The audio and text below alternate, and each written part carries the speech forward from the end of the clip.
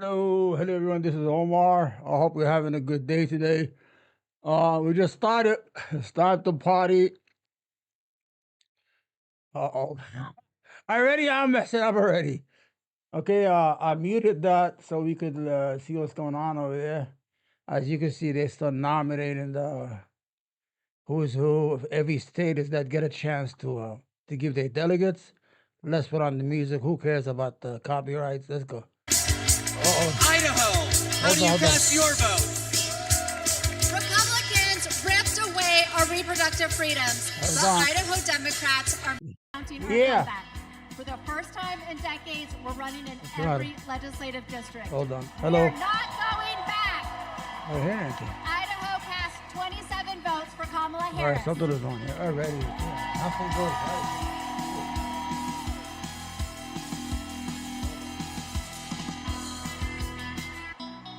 Ladies and gentlemen, today is a celebration of democracy, a celebration of freedom, a celebration of future. Chicago, are you ready?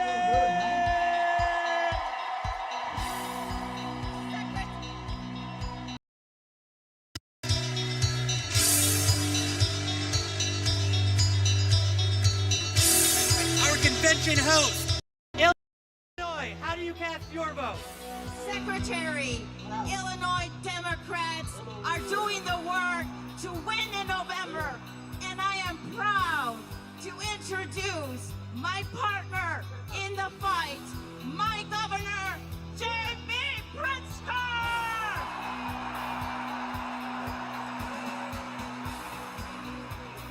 The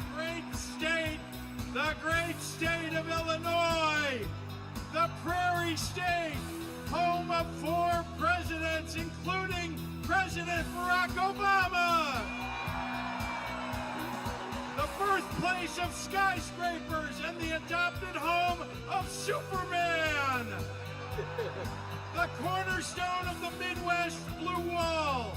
The first state to ratify the 13th Amendment ending slavery. And the 19th Amendment granting women the right to vote. Illinois casts 1 vote present and 176 votes for the next president of the United States, future Madam President Kamala Harris.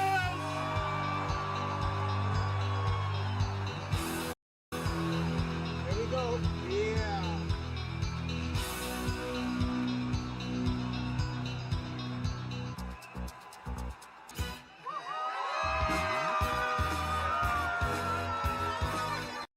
All right, gotta have to shut down the music.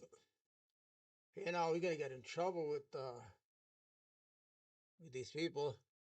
I hope you can hear me. Justin, can you give me the phone? I want to see if the sounds are all working. I'm hearing a lot of stuff. Hello. What's that? In my ear.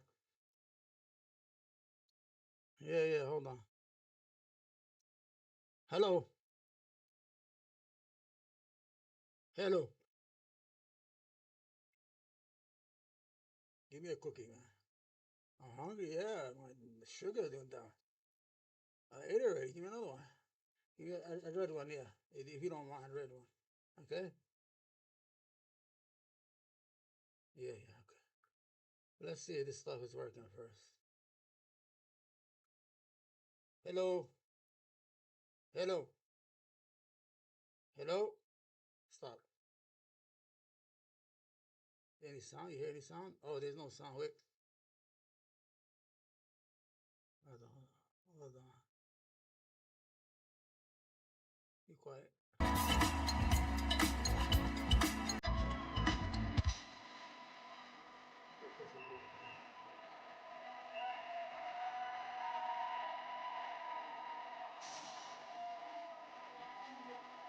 Iowa, how do you cast your vote? Thank you, Mr. Secretary. The tall corn state of Iowa, the state that launched Barack Obama on his way to the presidency,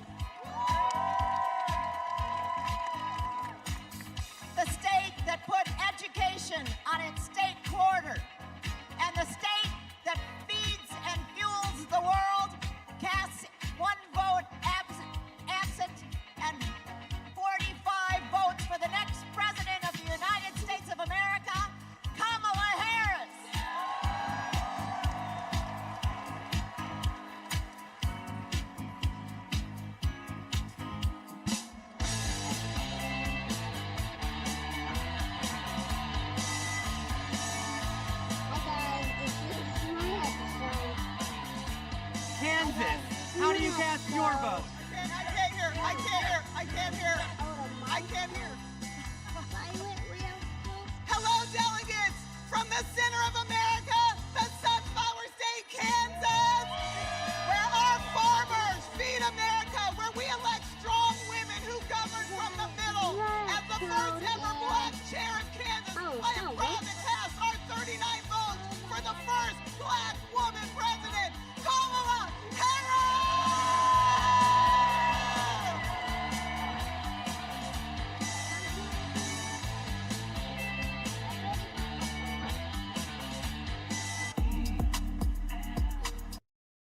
Hi. Hello. How's everyone doing? Good. Hello. Everybody Yeah. there is doing good. Hello. Say hi. Hi.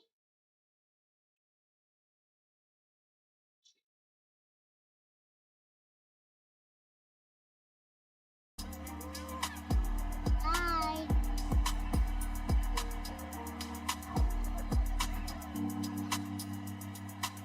The Commonwealth of Kentucky. How do you cast your vote?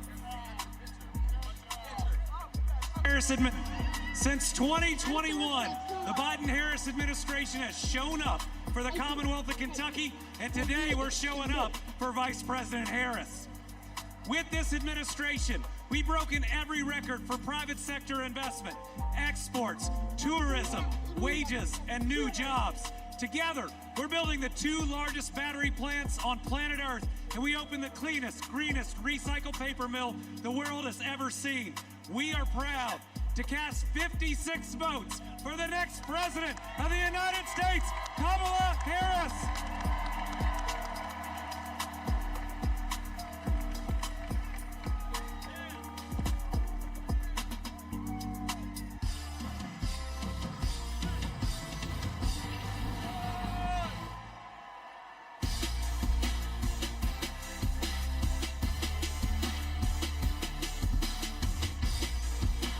Louisiana. How do you cast your votes? Greetings from Louisiana! Mr. Secretary, my name is Wendell Pierce, and I'm a proud son of Louisiana. And Louisiana is about family, and I'm surrounded by my family of the delegates of Louisiana. And our great Congressman, Troy Carter. Louisiana casts its votes in support of our democracy, and we stand in line for a more perfect union. And born out of that democracy from the Big Easy, the northernmost Caribbean city, the last Bohemia was jazz. And nothing can be more emblematic of jazz and democracy than what we swing with in the Big Easy. And it's because of that that I am here to cast my personal vote for the next president of the United States, Kamala Harris. And now, the leader of our party, Mr. Randall Gaines. The great state of Louisiana, a state that embodies the principles and spirit of hope and resilience, and so does Kamala Harris. The great state of Louisiana casts its 1 vote present, and our 47 votes for the next president of the United States, Kamala Harris.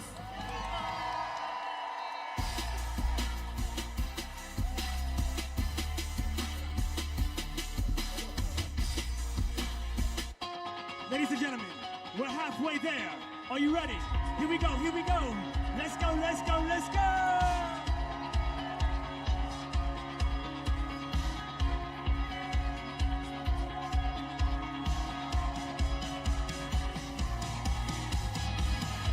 up is Maine. Maine, how do you cast your vote? Mr. Chair, great state of Maine, home of environmental climate activists and champions like Edmund S. Muskie and George Mitchell. Happy birthday today, George.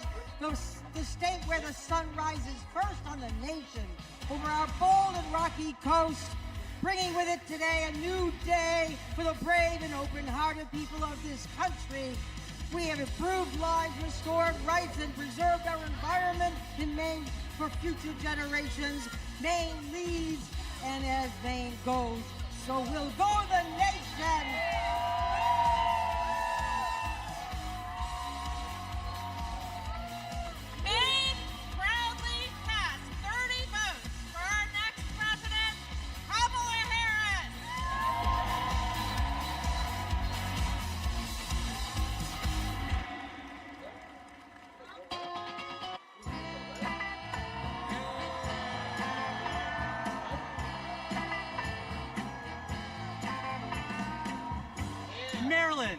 you cast your vote?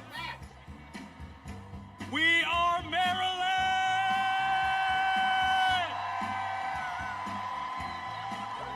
And we represent Marylanders past and present who have contributed to America's greatness. We are the birthplace of Harriet Tubman. We are the birthplace of Thurgood Marshall. We are the birthplace of Frederick Douglass. We are the place where soldiers defended our freedoms in Baltimore and also in Antietam, and the home of thousands of veterans who call Maryland home.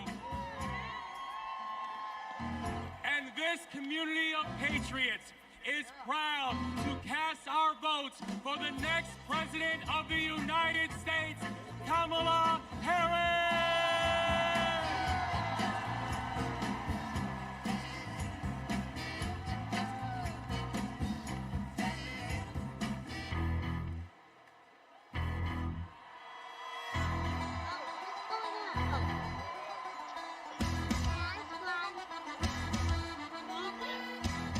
The Commonwealth of Massachusetts.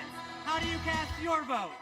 Mr. Secretary, the people of Massachusetts know something about making history. The first Thanksgiving in Plymouth, the first public school, the first public library where we don't ban books. Health care for all, and the first shots fired in our revolution. And we are proud as the Commonwealth of Massachusetts to make history once again. Mr. Secretary, Massachusetts counts 116 votes, all of our votes, for Kamala D. Harris for the office of President of the United States.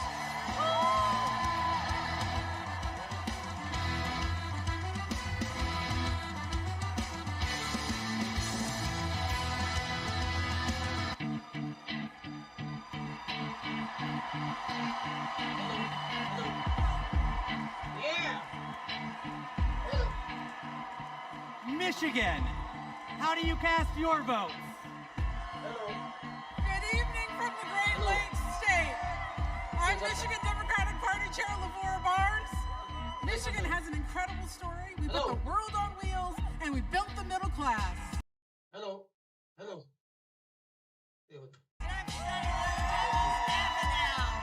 We are getting things done in Michigan in 2022. We flipped our state House of Representatives for the first time in 40 years. We're getting it done in Michigan. And I'm Governor Gretchen Whitmer. We cut taxes. We protected freedoms. We brought manufacturing home, and we know how to win. This November, Oregon together.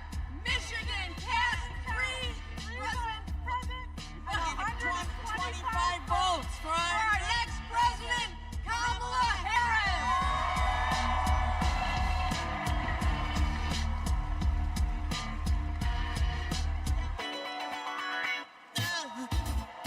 Good? Robert? Like it? Minnesota. How do you cast your votes?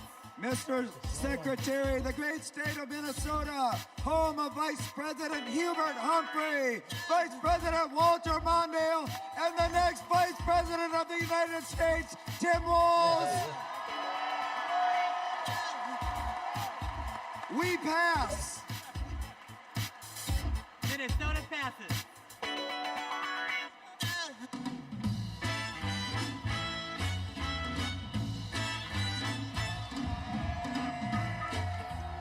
Okay, talk. Mississippi. How do you cast your vote? Mr. Secretary, I'm State Chair Shaq Taylor from the home of magnolias and mockingbirds, from the great state of Mississippi, from the Red Clay Hills to the Mississippi River. To our Gulf Coast, we're proud of our heroes such as Fannie Lou Hamer and our... Yeah, the mic is not working. Do you hear me? I don't hear you. Okay? Wait, hold on. We're testing, guys. Sorry, guys. We're testing. Hey, I got my Justin is my guest today. He's my grandson. Hello, Justin. How are you? I hope people are listening because we cannot hear ourselves. But we're going to comment on politics tonight, right? You can only hear me? It's okay. I shut down the music though. But you can still hear me? Hold on. Hello. How about now? You hear me? Huh? Let's see. But hold on. Something is not working here. See that sound? Hello. What's up? Can you hear me?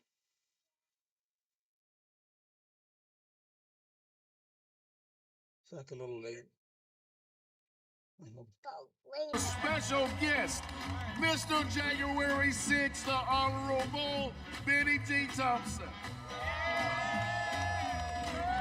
With great joy, Mississippi delivers 40 votes for our future president, Miss Kamala Harris.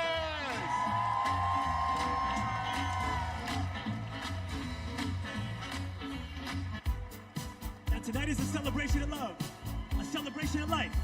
So let the celebration continue.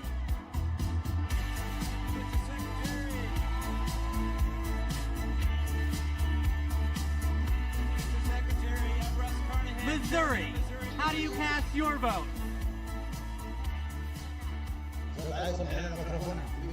Mr. Secretary, I'm Russ Carnahan, Chairman of Missouri Democrats. We're home to Super Bowl champion Kansas City Chiefs. We are home to common sense leaders like President Truman, Senators Eagleton, Carnahan, McCaskill, and we will fire Josh Hawley. Hello. Wait, welcome. And hire Marine veteran Lucas Coon. Say something. Hello. Do you hear me? اسمع I'm asking you. Do you hear me? لا تجيش لي الكاميرا. Do you hear me? لا اسمعني بعد عنك. Testing 1 2 3 testing. Check that. Hello. Testing 1 2 3 testing. اوكي انا ما اسمك مش فاتحه انت بعدها بحاجه اقول دي صوت من وراها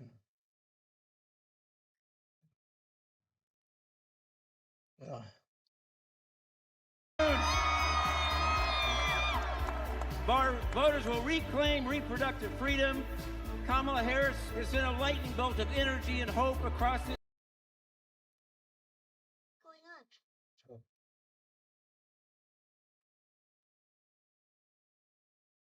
country, and we proudly cast 2 votes present and 68 votes for Kamala Harris and our Midwestern friend, Tim Walz.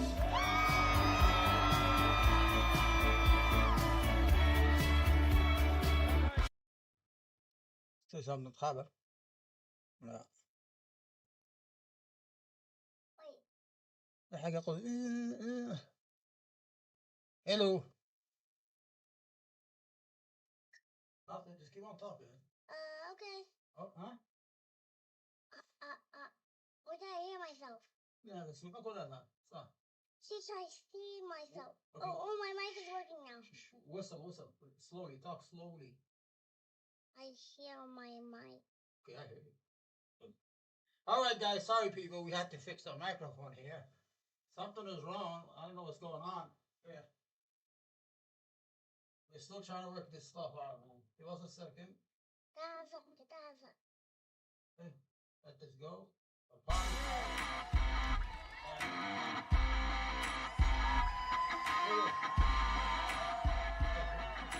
Montana, how do you cast your vote? We, the delegates of the proud state of Montana, on behalf of Big Sky Country, all right, the last best place in these United States. Okay, let me start first. Hello, everybody. This is Omar. I hope things are working out. What? To protect it for future generations. How about you? Say something. We who sent the first woman to Congress proudly cast our 24 delegate votes to send the first woman to the White House, Kamala Harris! All right.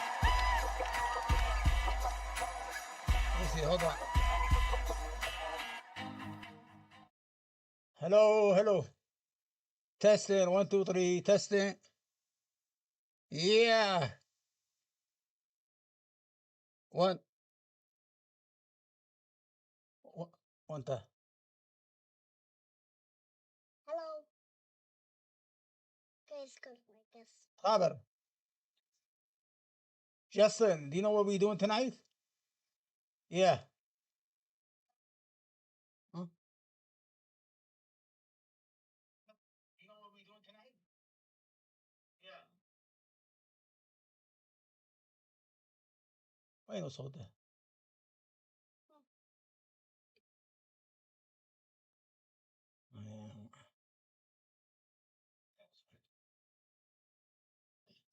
What's going on?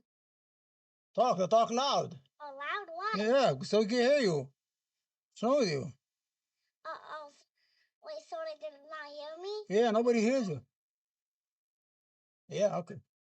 Okay, good now. Maybe my ear. All right, we're ready. Okay, Justin, you know what politics are? Well, you know what a president is? Yeah. Huh? You know what a president is? Okay, you know who's the big guy in the house here? Who's the boss in our house? Okay. So the country, the country has a big boss too. You understand?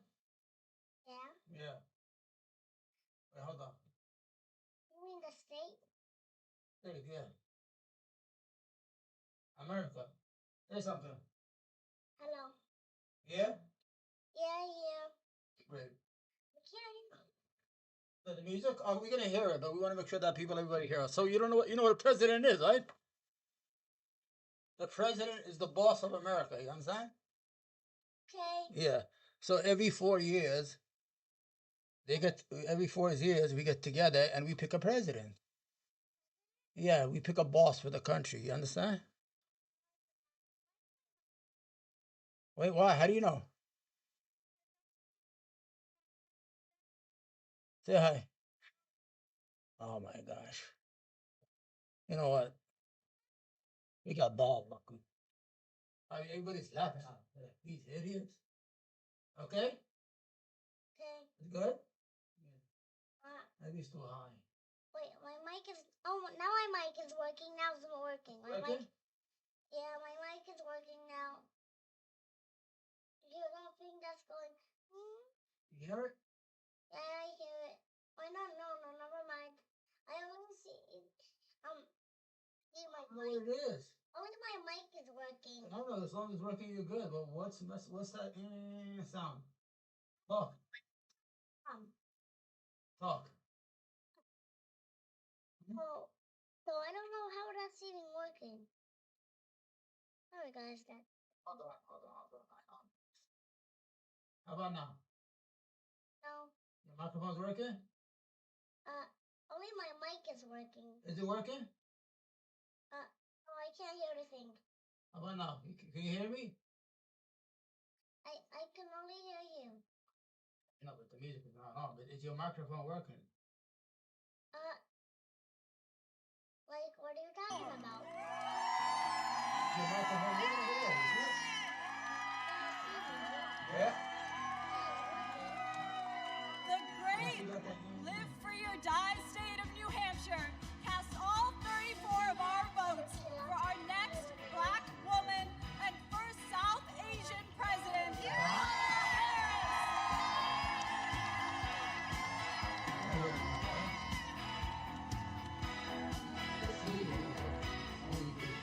Can you hear me? Today we come together as one. We're so tired trying to. Under one groove, nothing can stop us now. Fuck that. So no matter who you are, represent your state with pride as we unite for the future. There's no sound.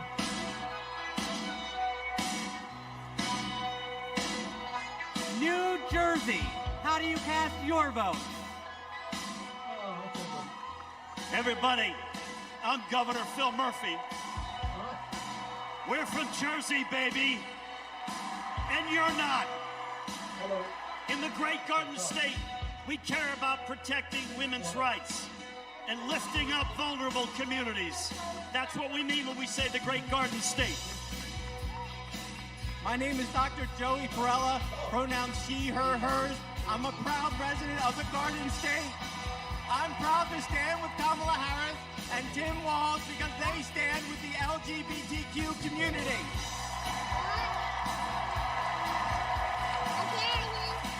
It's time to turn the page on Trump. Thank you. I'm Leroy Jones, the chairman of the New Jersey State Committee, the home of the late, great Whitney Houston.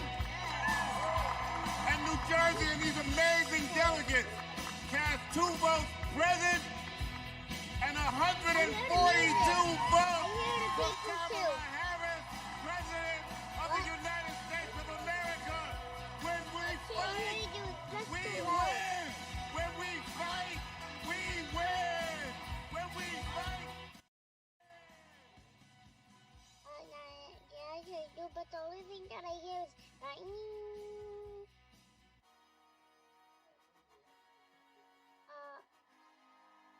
you know what's going on? Okay? New Mexico. How do you cast your vote? Buenas noches! Chair Jessica Velasquez here with our delegates from the land of Hello. enchantment, the great state of New They Mexico. hear me, they hear me, they hear me. Live our family values, respect women, Okay. love our Wait, so the whole time they did not hear me? our blue skies, And do so the whole time they did not hear me? and our sunsets. We are proud to cast 45 Oh my gosh, no. for Kamala Hello. Harris and Tim Walz. I do.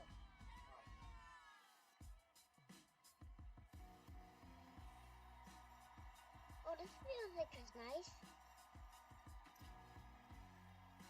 Yeah, the music is nice. Only, I think, New only York. this How do you music is cast nice. your vote? Yeah. What are you doing with that thing? What's that thing that you do?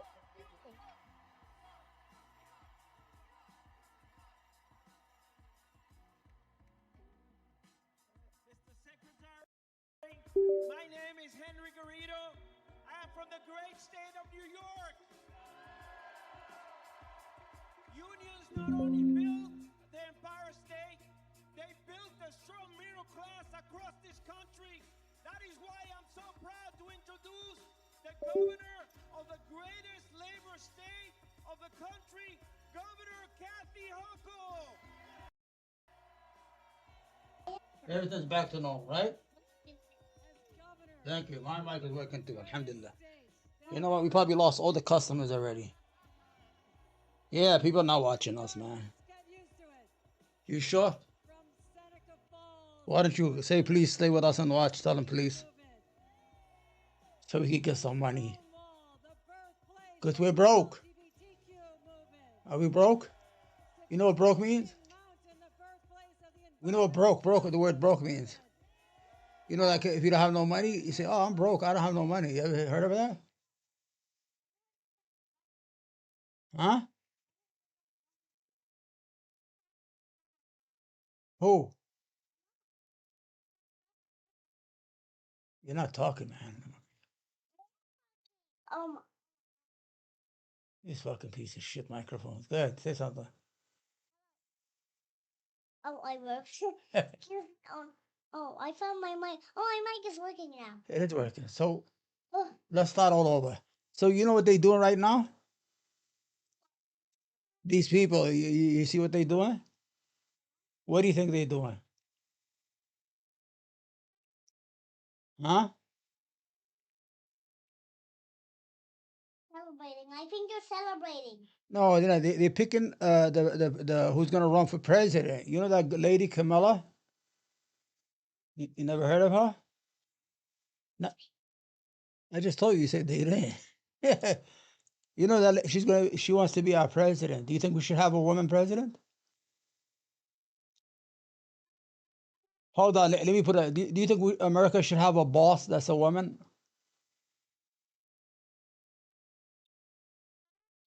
Your phone. I always found person giving the president. I mean the person. Well, that president in the game was a boy, so I think he should not be the president. So you don't want a woman president? Why not? I really don't care. I don't hear no sounds. No, man, I'm telling you, we're not. I don't know, man. It is working. Yeah. I don't know, man. I'm tired. I'm not gonna get up no more. Oof. Huh? Yeah. Sing it. Oh my! I'm done for it. The video will be ended. Everybody will leave. They already left. But They, fine. they left. They left. They hate us, man. Yeah, they left. Mhm. Everybody comment and like and subscribe. They hate us. Go to the website. We don't have that much videos of me and my grandpa. Everybody comment. Why do you watch the video? I think I have an idea that when I talk, I have to stop so your microphone will work. You understand? Huh? The mic is not picking up. It's what a dumb mic. Yeah. So $100. Oh, Hello. Okay, my mic is working now. sure. Yeah. I'm everything. Sorry that it's loud. Huh? Sorry that I'm loud because Your mic is working now. it's working. So like you like that. Man, we're trying to teach politics here. My grandkid. Yes. But What? was the microphone actually $100? Yes, it is.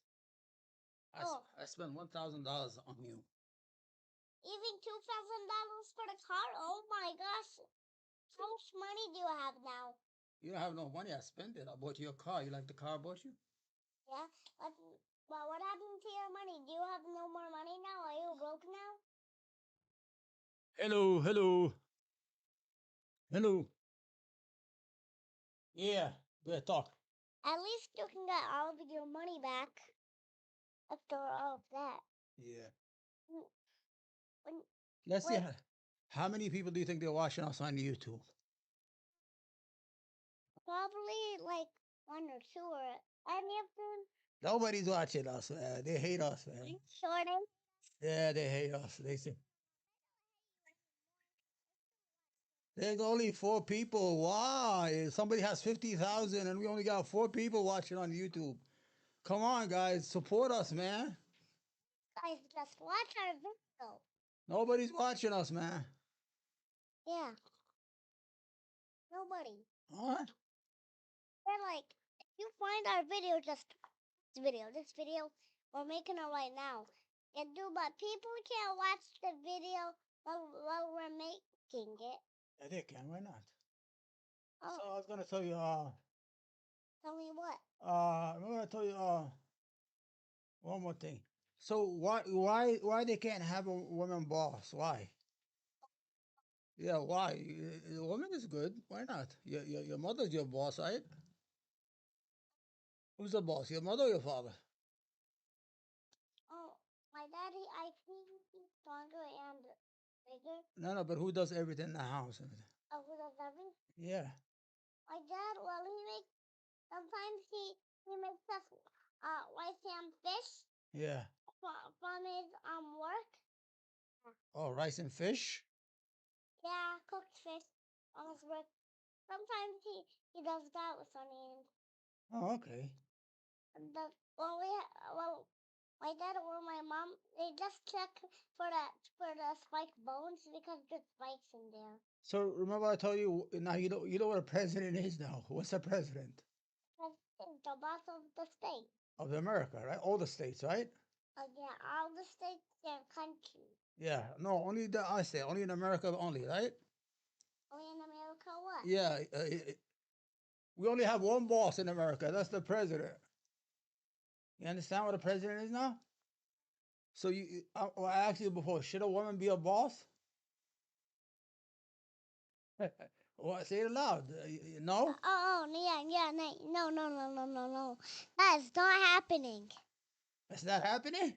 No. Like, how is she gonna become the president like right now? Like, but how do you know he wants to be the president? Well, there's a guy named Trump, right? Hold on. There's a guy named Trump, right?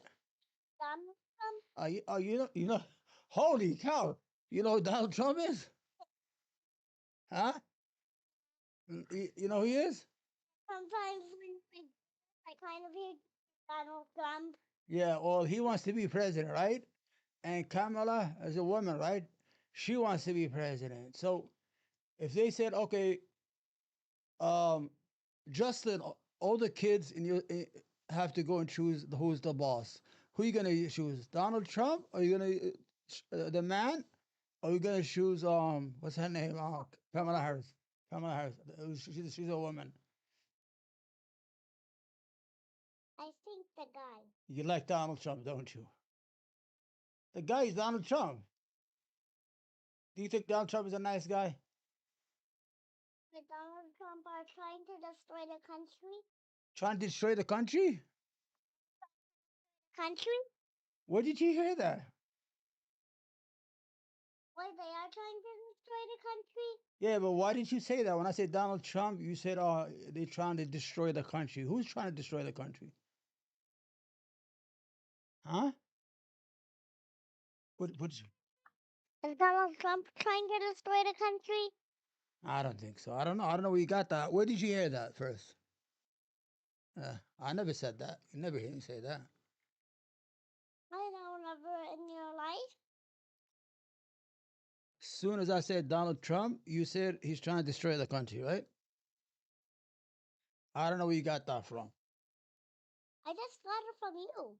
I never said that. Some videos. Yeah, but when I make videos, I never said the word destroy the country. That's kind of a bit rough. Donald Trump. Microphone is not working. Let me see. My microphone is working. Yeah. Of course it's working. Just put your mouth right on it, man. Forget about it, okay? Close. Play on and yeah. Like just Yeah. Should not feed videos. So when they finish all this part, we're gonna we gotta listen to what they gotta say. Why? So you know why I'm not gonna vote? Vote for what? For the boss. Because of Palestine. What happened in Palestine? What did you hear? I heard it from Mesa. What did she tell you? Trying to destroy Palestine. Who's trying to destroy Palestine? Israel? Israel. I know, but in English it's called Israel. You know that, right? Oh, no. You know how many kids they killed? How many you think? Like 20,000. You know how many 20,000 is? 20,000? Yeah, that's like everybody in your school 5 times. You get the I dropped the phone. Will you be able to get it or no? Can you get the phone? I dropped it. I hope my headphones does not do that thing again. Yeah, I hope so. It's right under me. Get the phone. It's right under me. So everybody here, we hope you're enjoying the show. Please subscribe and like. I invited tonight, my grandson. His name is Justin. I think he makes more sense than all the other people I know on YouTube, like Brianna Wu, that piece of garbage, like the Zionist. What's his name? No, Donald Trump is not garbage. Stop saying that. You trying to get us killed by the mega forces? I don't know why every time hold on, fix the microphone. Why? Fix the headphone. Oh, my headphones fine. Okay. Yeah, they're fine. They're fine. Okay, put the on mic. Why every time I say Donald Trump, you say something negative? I don't know why. Do you think Donald Trump is a negative guy? No, Oh, okay. but Donald Trump is actually trying to destroy the country. What? It said, is Donald Trump actually trying to destroy the country? No, he wants to be president. Yeah, you understand? He's already the president. No, he's not. He used to be president, but he was crazy. Crazy? Yeah, every day he had problems, you know? You understand? Which one do you like more? Hold on. Can do but who do you like more, Donald Trump or America? Which one do you like more? I don't like any of them. I mean, I told you because they're not helping Palestine. Because the Israelis they're killing the children in Palestine, and they keep on giving them guns to kill the kids. But why do I need to do like? I wonder why they need to do that. Like, I wonder why McDonald's just takes the money and then boom. McDonald's? Yeah. What did McDonald's do? They said for McDonald's are not. We boycotted McDonald's. You know that. You know what boycott means? We are all boycotting McDonald's. You know what that means? That means we don't buy anything from them because they support the genocide. You understand?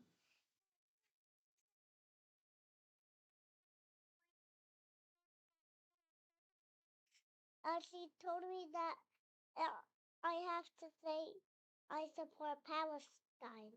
Oh, I love you. I love Mesa. She teach you all this stuff? Yeah. The whole story. Well, it's not the whole story, but this part of it. So what she told you that if your mom you say let's go to McDonald's, what do you say? No? I say I support Palestine, but she never said that in my whole life, even in her whole life. Oh, okay. I wonder why. What? I wonder why she never said it in her whole life or my whole life. Don't you? Yeah. All right. You know, we made a lot of mistakes tonight, right?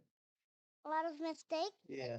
Like what kind of mistakes? You mean the mistakes that we did right now? Well, we didn't make a lot of like bad mistakes. Oh. What we're doing is that We're doing what? we messed up with the microphone. We were trying to fix the microphone, then the microphone did not work. You know? Yeah. That's all the stuff that happened, wasn't it? Yeah. Now we good, right? Now we good, right? Now we good.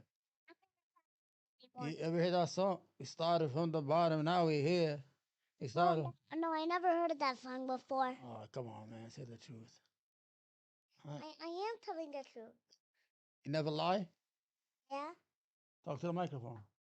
Hello? Yeah. Hello? I think I did lie before. You lied? What did you lie about? I think I can't remember. Like, I don't know if I lied before. Oh, so you lied, but you don't remember what it is, huh? Yeah. But until in a long time, Selena told me that if you lie a lot, then your nose will be big. She told me Your mouth on the mic, huh? she showed me a picture that a boy he lied a lot. I think he lied every day, and his nose like got so big. You know what his name or no?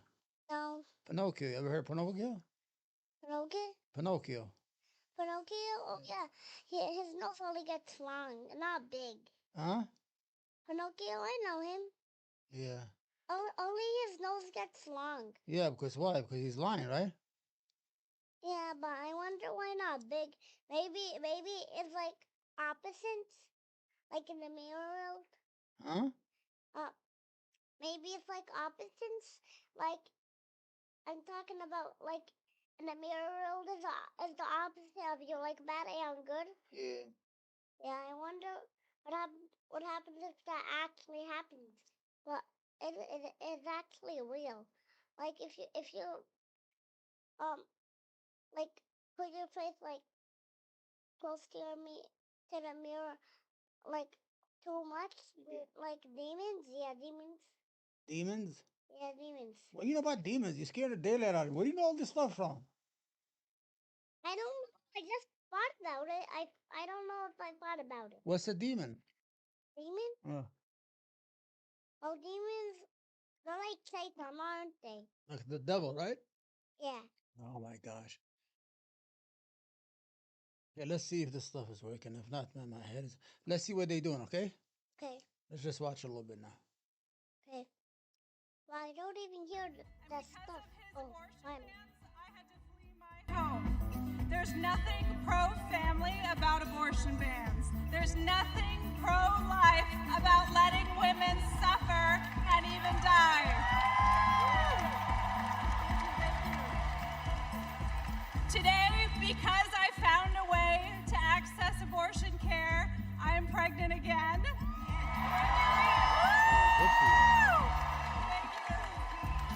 And my baby is due in January, just in time to see Kamala Harris sworn in as President of the United States.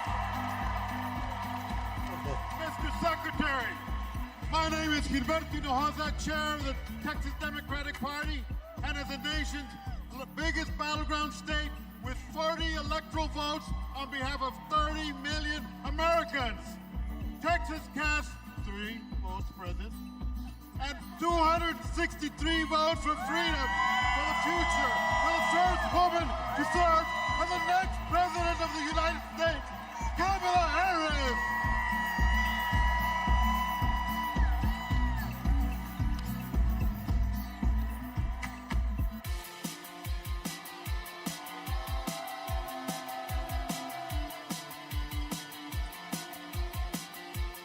Utah, how do you cast your vote? Utah, home of 8 tribal nations, the crossroads of the West, the Beehive State, the host of the 2034 Winter Olympics, the youngest and fastest growing state in the nation, and the next battleground state. I can't play with the phone. Mr. Secretary, we proudly cast 34 votes for Vice President Kamala Harris!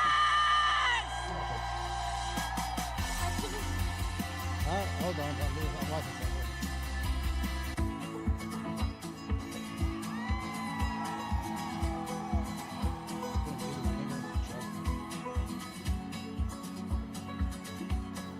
Vermont, how do you cast your vote? Vermont knows the value of public education. We even have a teacher as our congresswoman. You can play while you're here. And in 1777, we were the first state to place public education in our Constitution. As someone with significant learning disabilities, I know the value of investing in every single child. We are proud to call Vermont home, and we are proud to cast our 24 votes for Kamala Harris because we are not going back.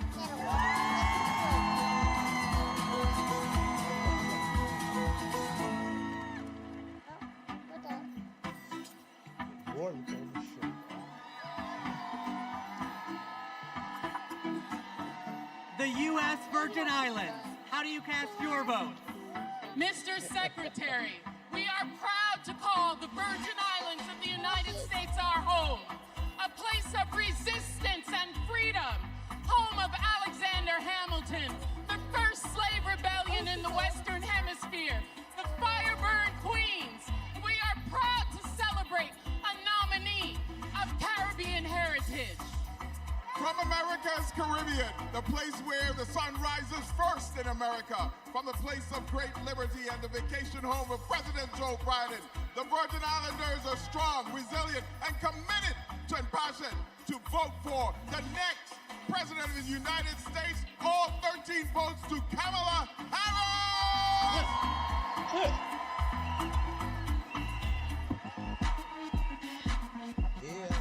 State and territory in this nation to recognize a woman's right to vote, and the state that 100 years ago elected Democrat Nellie Taylor Ross, our nation's first female governor.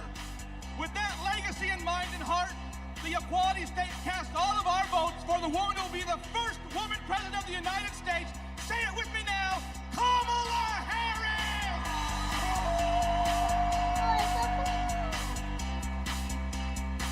All right.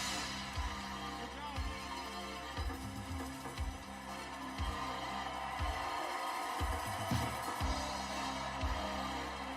The great state of Minnesota. How do you cast your vote? Hello, Minnesota! My name is Hans Storbeck, and Tim Walz was my neighbor, coach, and favorite teacher. We were excited to go to his classroom every day, and if you've ever been in high school, you know that can be rare. He opened our eyes to the world. He taught us how to talk about global issues with respect, curiosity, and kindness, even and especially when we disagreed. But he wasn't just a great teacher. He was also a great neighbor and friend. In fact, when he was in the midst of a budget battle as governor of our state, he still found time to attend my brother's funeral. Mr. Walz means the world to my family. He's always been there for us, and that's how I know he'll always be there for you as vice president.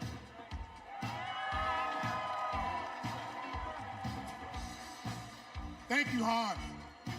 Minnesota, let me hear you. There you go. 14 years in the National Football League taught me a lot about leadership. A good leader cannot be selfish. He has to look out for his team. Coach Walz is unselfish as they come. He has led Minnesota with honesty and integrity. And in November, Minnesota is going to send Tim Walz and Kamala Harris to the White House. Let's go! I'm Amy Klobuchar, the senator from the great state of Minnesota, where nearly everyone votes and purple reigns. And I'm Tina Smith from the great state of Minnesota, the home of the next Vice President of the United States, Tim Walz. Minnesota, we cast 10 votes present, and we deliver 81 votes for Kamala Harris and Tim Walz.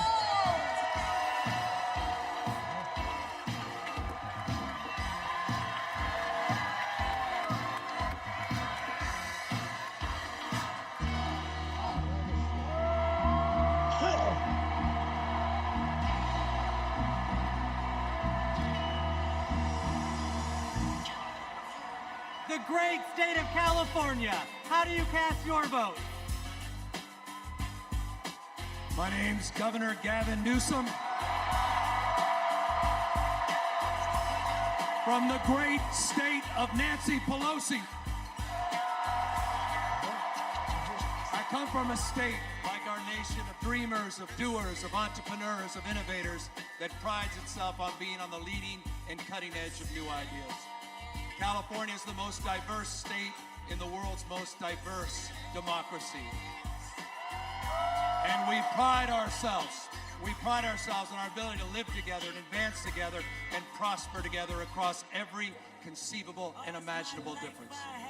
But the thing we pride ourselves most on is that we believe the future happens in California first.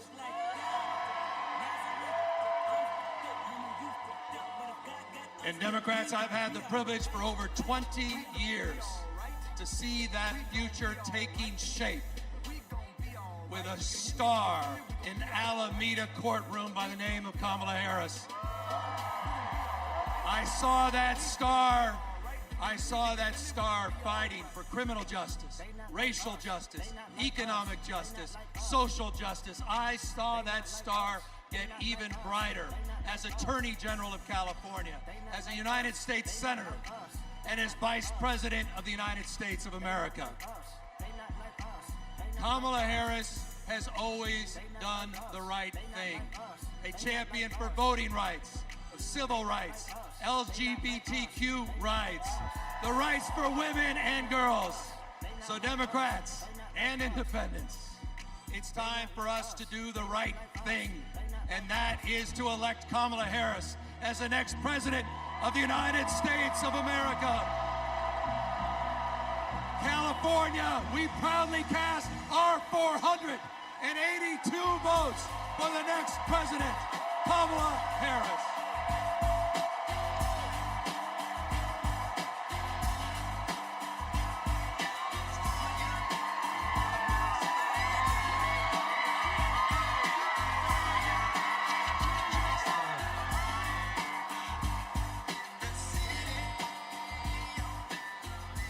Thank you to everyone who participated in our celebratory roll call. Delegates, please know how critical you are to this process, both now and earlier this month when we conducted our virtual roll call. I am thrilled to reaffirm Kamala Harris as the Democratic nominee for President of the United States.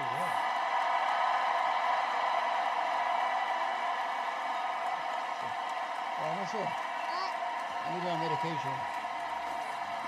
Yeah. I got them to do somewhere. Pursuant to the convention rules of procedure, Vice President Kamala Harris has been invited to make an acceptance speech, which she will give on Thursday, August 22nd.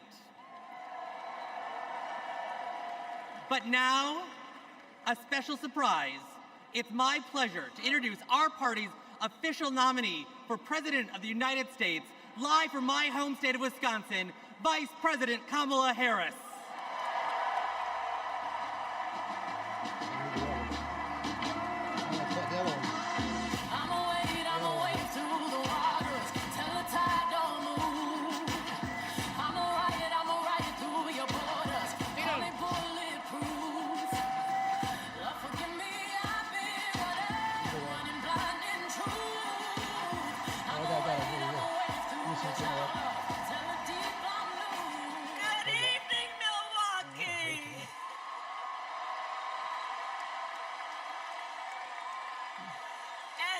Hello to everyone joining us from exciting Chicago.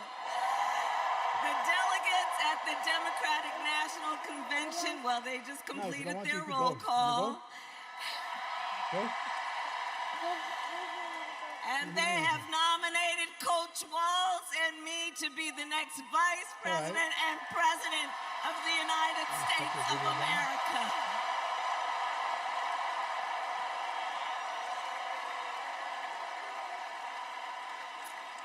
And I thank everyone there and here for believing in what we can do together. All right. We are so honored to be your nominees. This is a people-powered campaign, and together we will chart a new way forward. A future for freedom, opportunity, of optimism and faith. So to everyone in Chicago and across America, thank you. Thank you. Thank you. Yeah. And you're going to hear from our wonderful second gentleman shortly. I'll see you in 2 days, Chicago.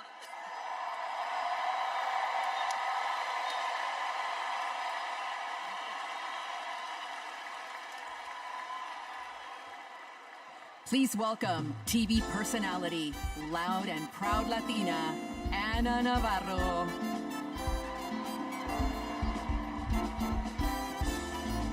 Wow, she looks pretty. That's some big shit. No, some big guy, everybody looking nice in Hollywood, huh? Buenas noches, chicos. She's be fat as fuck now. She got that Ozempic shit on now. She look good. Her husband is 72 years old. You excited? And she has no kids. She's a nice lady. What energy, what a moment. Yep. I have to tell you, I will never stop being the little refugee girl who came to this country at the age of 8. Thank you for inviting me to be here. Welcome to the second night of the Democratic National Convention. Let me tell you about the Kamala Harris I know. She is legitimately a joyful, optimistic leader. She cares about policy, yes, but she also cares about people and how that policy affects real people, not just the members of Mar-a-Lago. And you know what else? Kamala Kamala Harris, she likes dogs. And my dog, Cha-Cha, likes her. Dogs are good judges of character. So are cats. We cannot elect a president who does not like dogs or hangs around with people who shoot them. Now, let's be serious. Donald Trump and his minions call Kamala a communist. I know communism. I fled communism from Nicaragua when I was 8 years old. I don't take it lightly. And let me tell you what communist dictators do. And it's never just for one day. They attack the free press. They call them the enemy of the people, like Ortega does in Nicaragua. They put their unqualified relatives in cushy government jobs so they can get rich of their positions, like the Castros do in Cuba. And they refuse to accept legitimate elections when they lose and call for violence to stay in power, like Maduro is doing right now in Venezuela. Now, you tell me something. Do any of those things sound familiar? Is there anybody running for president who reminds you of that? Yep. And I know one thing, it's not Kamala Harris. That is not the America we love. It's not the land of freedom we treasure. Last night, we heard President Biden say that he loves his job, but he loves his country more. Every American needs to love our country more. Every American has the duty to put our country first. Country first before party. Country first before political ambition. Country first before habit. And in this election, putting country first means one thing and one thing only: voting for Kamala Harris. And that is what this night is about. That is what we're going to talk about tonight. So you know what? Let's get it started. Let's get this fiesta going. You know what? Let's get it started. Let's get this fiesta going. The ayes are 50, the nays are 50. The Senate being equally divided, the Vice President votes in the affirmative, and the nomination is confirmed.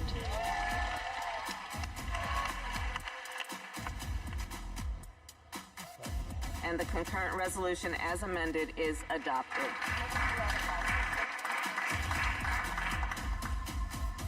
The Vice President votes in the affirmative, and the motion to proceed is agreed to. On this vote, the yeas are 50, the nays are 50. The Senate being equally divided, the Vice President votes in the affirmative, and the bill as amended is passed.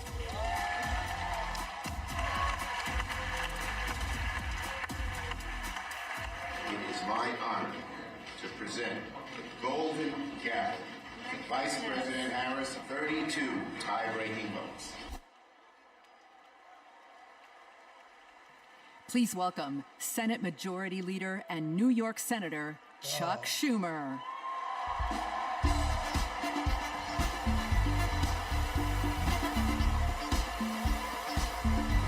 That's it.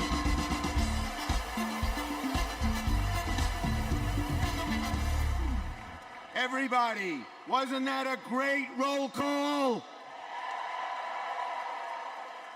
Now just let me hear you if you're ready for President Kamala Harris.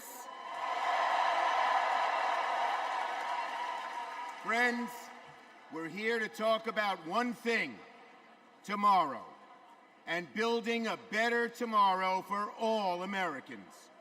This November, we can choose a brighter, a fairer, a freer future, or we can relive the dark night of Trump's American carnage. Only one candidate will move America forward: Kamala Harris. Vice President Harris has been the best partner Senate Democrats could ever have asked for. Under her and President Biden's leadership, Senate Democrats lowered prescription drug prices and created millions of good-paying American jobs. I worked with Kamala Harris when she was Senator Harris. I saw a leader who was fearless, who stood up for middle-class families like the one she was raised in, who focused on things that really mattered. Helping parents raise their kids, safe neighborhoods, safe schools, and building an opportunity economy that gives everyone a shot at the American dream.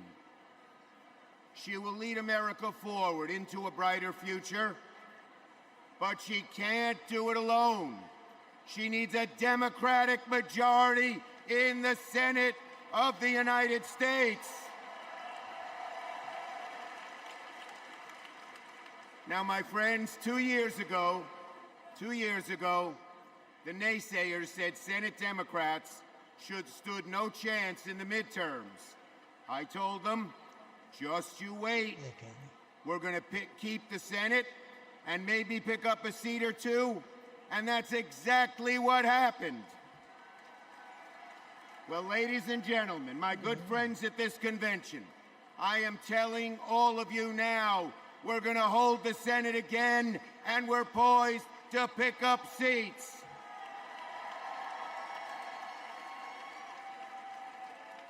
A Democratic majority to create good-paying jobs and lower costs, to defend a woman's right to choose, to deliver for communities back home. Our senators are doing it, like Jackie Rosen, delivering high-speed rail for Nevada, John Tester, bringing high-tech jobs to Montana, and Bobby Casey and Sherrod Brown and Tammy Baldwin and Martin Heinrich fixing bridges in Pennsylvania and Ohio and Wisconsin and New Mexico. We also have amazing candidates. Ruben Gallego, Angela Alsobrooks, Andy Kim, Alyssa Slotkin, Lisa Blunt, Rochester, Colin Allred, Debbie Mucarsel-Powell. And folks, listen to this. More than half of our candidates are candidates of color. We're making the Senate look like America. Now let's compare that with Senate Republicans. Senate Republicans pretend to care about middle-class families, but they voted no on expanding the child tax credit, and J.D. Vance didn't even show up to vote. Senate Republicans pretend to care about the border, but they voted no on the strongest border bill in a decade. Republicans tend to care about freedom, but they voted no on a woman's right to choose. No to safeguard IVF. No to birth control. That is just a taste of their extreme agenda. Is that what we want for America? Do we want a Republican Senate that assaults reproductive freedoms? Do we want a Republican Senate that cuts taxes for the rich, rigs the game for big oil and big pharma? No. Well, folks, the choice is ours. Now let me close on a personal note. As the highest-ranking Jewish elected official in American history, I want my grandkids and all grandkids to never face discrimination because of who they are. But Donald Trump, this is a guy who peddles anti-Semitic stereotypes. He even invited a white supremacist to Mar-a-Lago. And unfortunately, his prejudice goes in all directions. He fuels Islamophobia and issued a Muslim ban as president. Tonight, folks, I am wearing this blue square to stand up to anti-Semitism, to stand up to all hate. Our children, our grandchildren, no matter their race, no matter their creed, their gender or family, deserve better than Donald Trump's American carnage. So, are you ready to make sure Donald Trump never, ever gets near the White House again? So let's elect Kamala Harris, Tim Walz, and a Democratic majority in the Senate and keep the torch of freedom burning bright for generations to come. On to victory in November.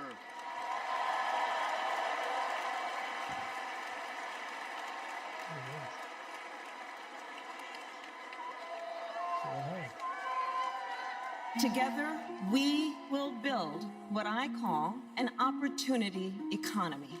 I will take on the high costs that matter most to most Americans. Compare my plan with what Donald Trump intends to do. He wants to impose what is, in effect, a national sales tax on everyday products and basic necessities that we import from other countries. It will mean higher prices on just about every one of your daily needs. Donald Trump's plan would cost a typical family $3,900 a year. He wants to repeal the Affordable Care Act, which 45 million Americans rely on for health care. He plans to give billionaires massive tax cuts year after year. And he plans to cut corporate taxes by over $1 trillion. That if you want to know who someone cares about, look who they fight for. We capped the price of insulin at $35 a month and the total cost of prescription drugs at $2,000 a year for seniors. And just yesterday, we announced that we are lowering the price for 10 more life-saving drugs.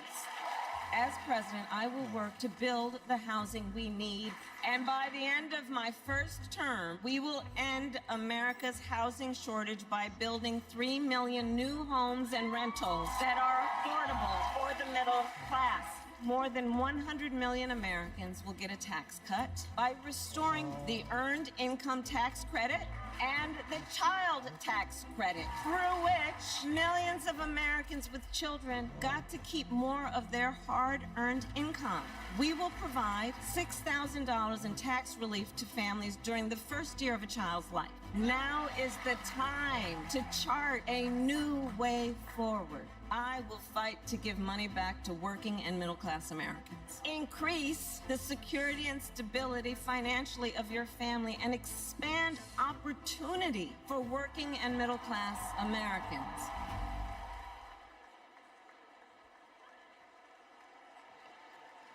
Please welcome Vermont Senator Bernie Sanders.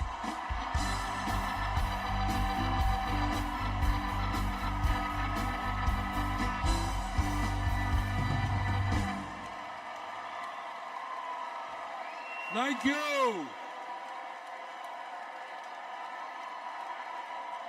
Thank you.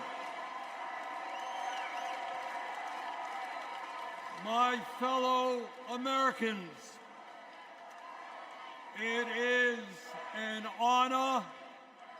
It is an honor to be with you tonight because we're laying the groundwork for Kamala Harris to become our next president.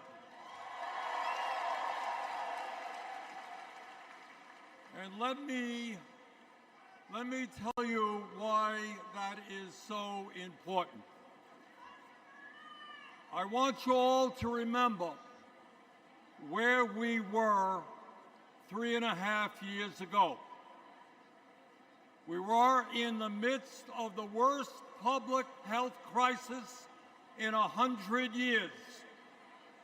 and the worst economic downturn since the Great Depression.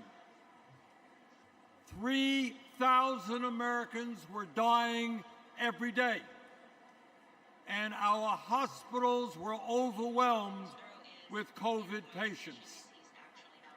All across the country, businesses were shutting down. Unemployment was soaring. Workers were losing their health insurance. Schools were closing. State and city budgets were running out of money.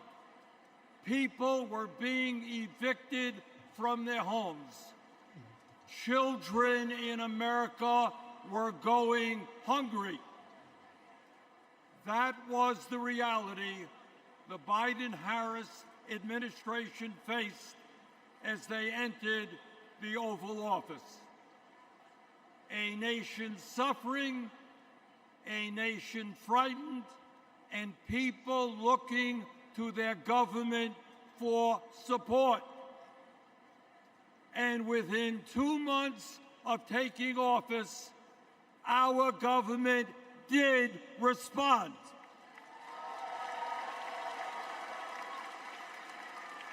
We passed the American Rescue Plan, which provided $1,400 for every man, woman, and child in the working class.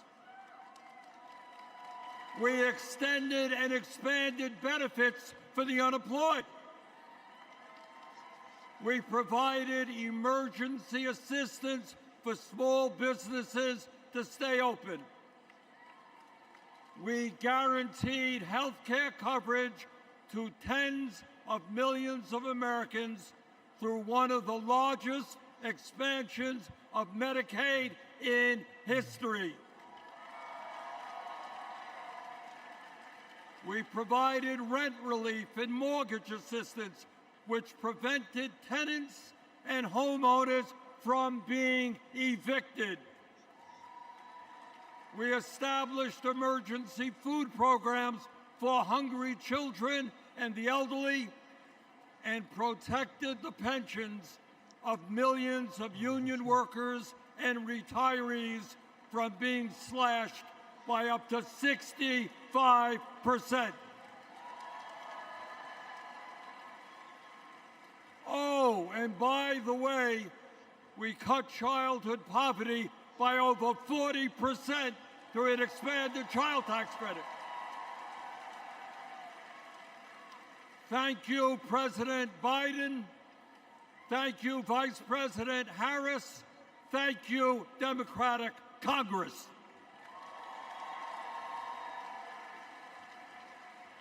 Now, I say all of this not to relive that difficult moment, but to make one simple point.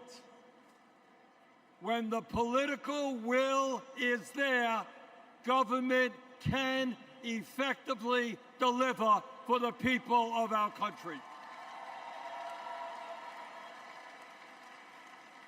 And now we need to summon that will again, because too many of our fellow Americans are struggling every day to just get by, to put food on the table, to pay the rent, and to get the health care they need.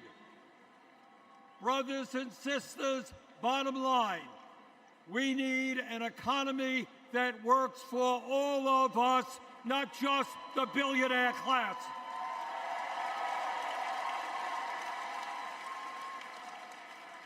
My fellow Americans, when 60% of our people live paycheck to paycheck, the top 1% have never, ever had it so good. And these oligarchs tell us we shouldn't tax the rich. The oligarchs tell us we shouldn't take on price gouging. We shouldn't expand Medicare to cover dental, hearing, and vision. And we shouldn't increase Social Security benefits for struggling seniors. Well, I've got some bad news for them. What's the bad news? That is precisely what we are going to do. You know, I love Bernie Sanders, man. Bernie Sanders. And we're going to win this struggle because this is precisely what the American people want from their government. And my friends, at the very top of that to-do list is the need to get big money out of our political process. Hi. Billionaires in both parties should not be able to buy elections, including primary elections. That's right, that's right. He's talking about APEC. For the sake of our democracy, we must overturn the disastrous Citizens United Supreme Court decision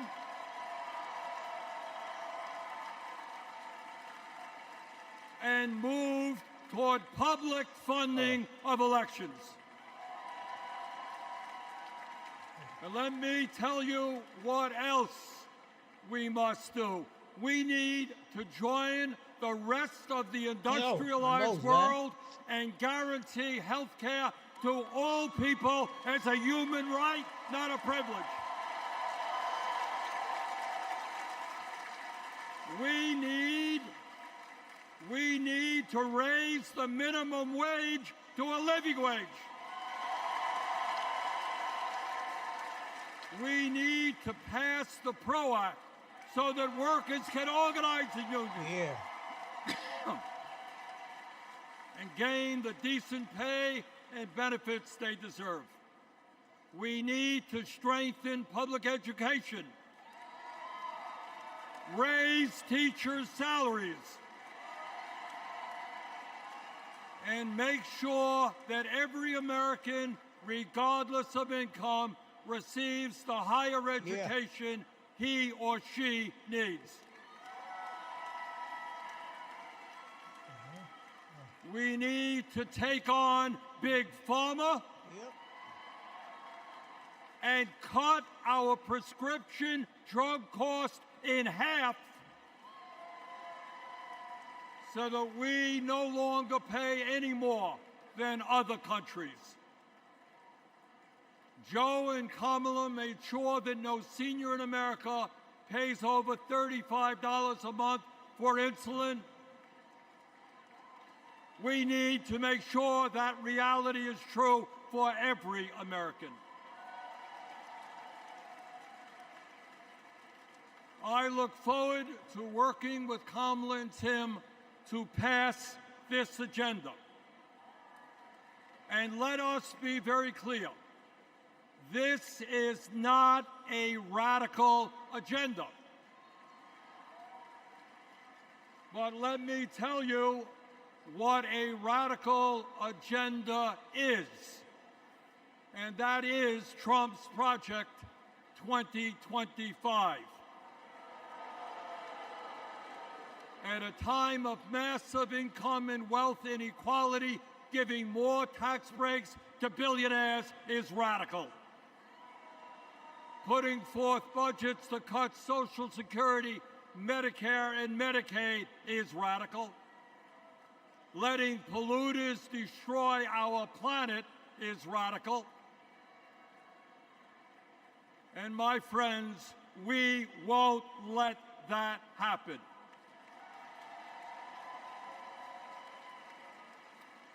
Fellow Americans, in the last 3.5 years, working together, we have accomplished more than any government since FDR. But much, much more remains to be done. We must summon the courage to stand up to wealth and power and deliver justice for people at home and abroad. Abroad, we must end this horrific war in Gaza.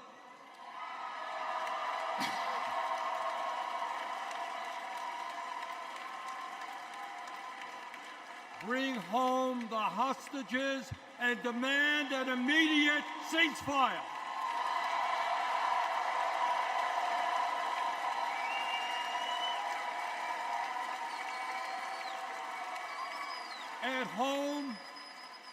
At home right here, we must take on big pharma, big oil, big ag, big tech, and all the other corporate monopolists whose greed is denying progress for working people.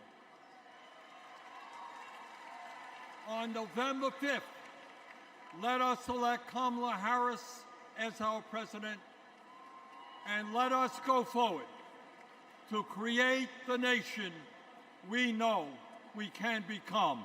Thank you all very much.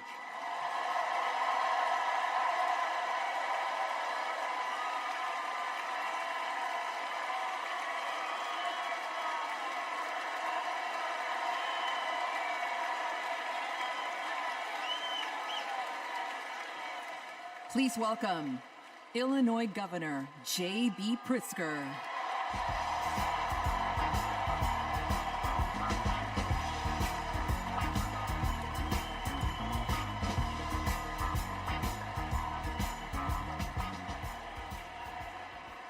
Fellow Democrats, welcome to Chicago! We're a great American city in a proud blue state. Our patriotism was formed in frost and in fire, and in the steel we forged to survive both. Our love of country has been a tapestry of faith that weaves from Abraham Lincoln reuniting a house divided to Barack Obama declaring blue states and red states make one United States.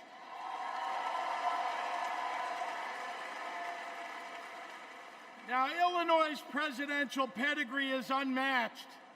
And given that Vice President Kamala Harris spent some of her early life right here, I speak for the entire Illinois delegation when I say, we claim her too!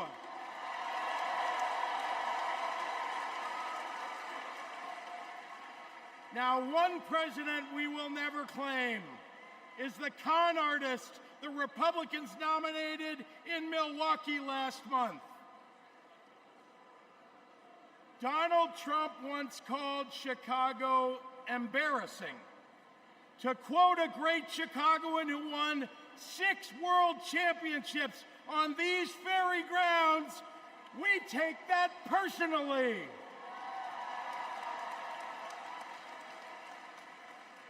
I had to govern for 2 years while Trump was president. Let me tell you what's embarrassing. In Illinois, we passed a massive bill to fix our roads and bridges. When Donald Trump proposed his own plan, he turned right around and called it stupid. We eliminated the grocery tax. Donald hasn't been in a grocery store since his first bankruptcy.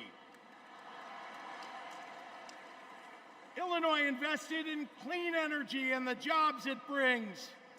Donald claimed that windmills in the ocean made the whales a little batty.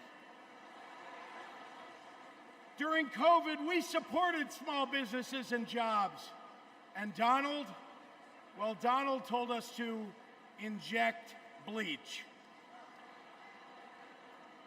Donald Trump thinks that we should trust him on the economy because he claims to be very rich.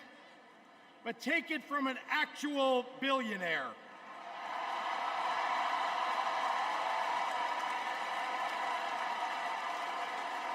Trump is rich in only one thing: stupidity.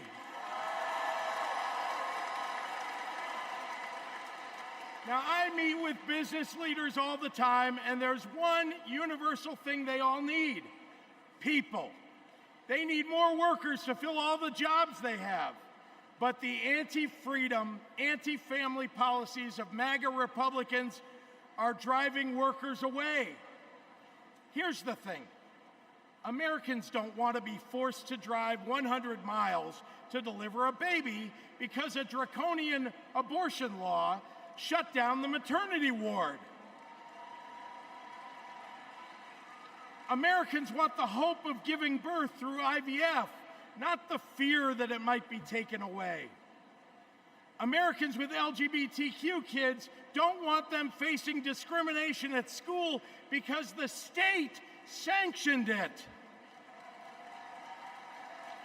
Americans want to go to their neighborhood grocery store and not have to worry about some random guy open carrying an AR-15.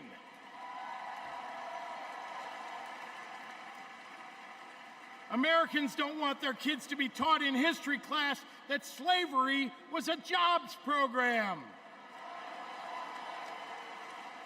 And if Americans are black or brown, they want to get promoted at work without being derided as a DEI hire for the sin of being successful while not white.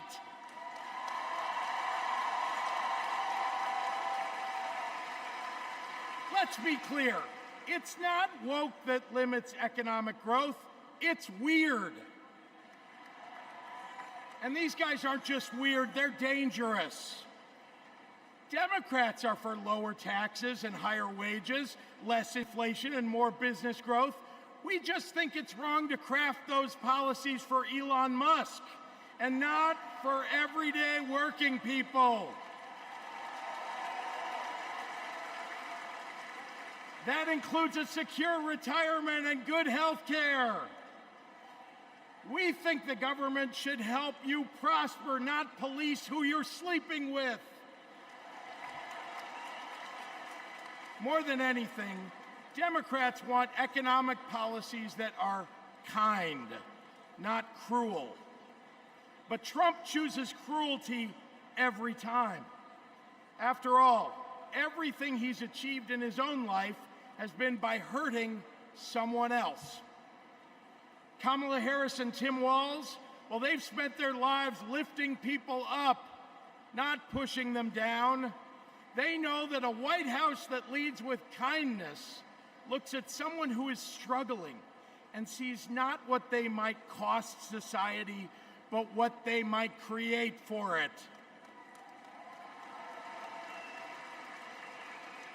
Americans want policies that give every American a chance to make it to the middle class. They want to grow small businesses, and Democrats want to cut taxes for everyday people. More than anything, Kamala Harris and Tim Walz want a country where we can all live with a little serenity. The serenity that comes with a balanced checkbook, an affordable grocery bill, and a housing market that has room for everyone. And if there's one thing I know about Donald Trump, he's not bringing anyone any kind of serenity. We have a choice, America, between the man who left our country a total mess and the woman who has spent 4 years cleaning it up.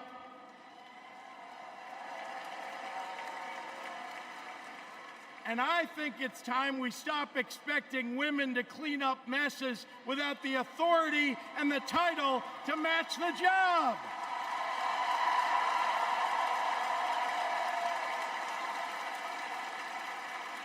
Vice President was a good title for Kamala Harris, but you know an even better one? President of the United States of America! Let's go get 'em!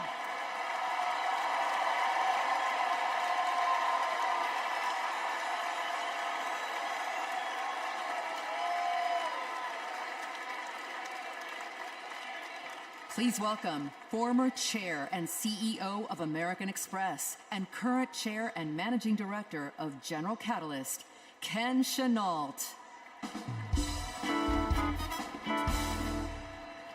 My fellow Americans, for 17 years, I ran American Express, one of the greatest companies in this country.